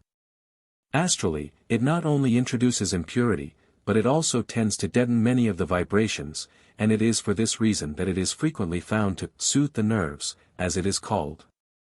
But, of course, for occult progress we do not want the vibrations deadened or the astral body weighed down with foul and poisonous particles. We need the capacity of answering instantly to all possible vibrations, and yet at the same time we must have perfect control, so that these desires shall be as horses guided by the intelligent mind to draw us where we will. Not to run away with us wildly, and carry us into situations where our higher nature knows that it ought never to be found. Therefore, for any person who is really anxious to develop his vehicles, tobacco is undoubtedly a bad thing. Also it has a singularly deteriorating influence upon the man on the physical plane. It is absolutely the only thing, so far as I know, that a gentleman will deliberately do when he knows it to be offensive to others. But the hold which this noxious habit gains upon its slaves appears to be so great that they are utterly incapable of resisting it, and all their gentlemanly instincts are forgotten in this mad and horrible selfishness. The effect on the astral body after death is also very bad. The man is shut up for a long time as though in prison, and higher vibrations cannot reach him. The chief objection which is always brought by the more self-indulgent theosophist against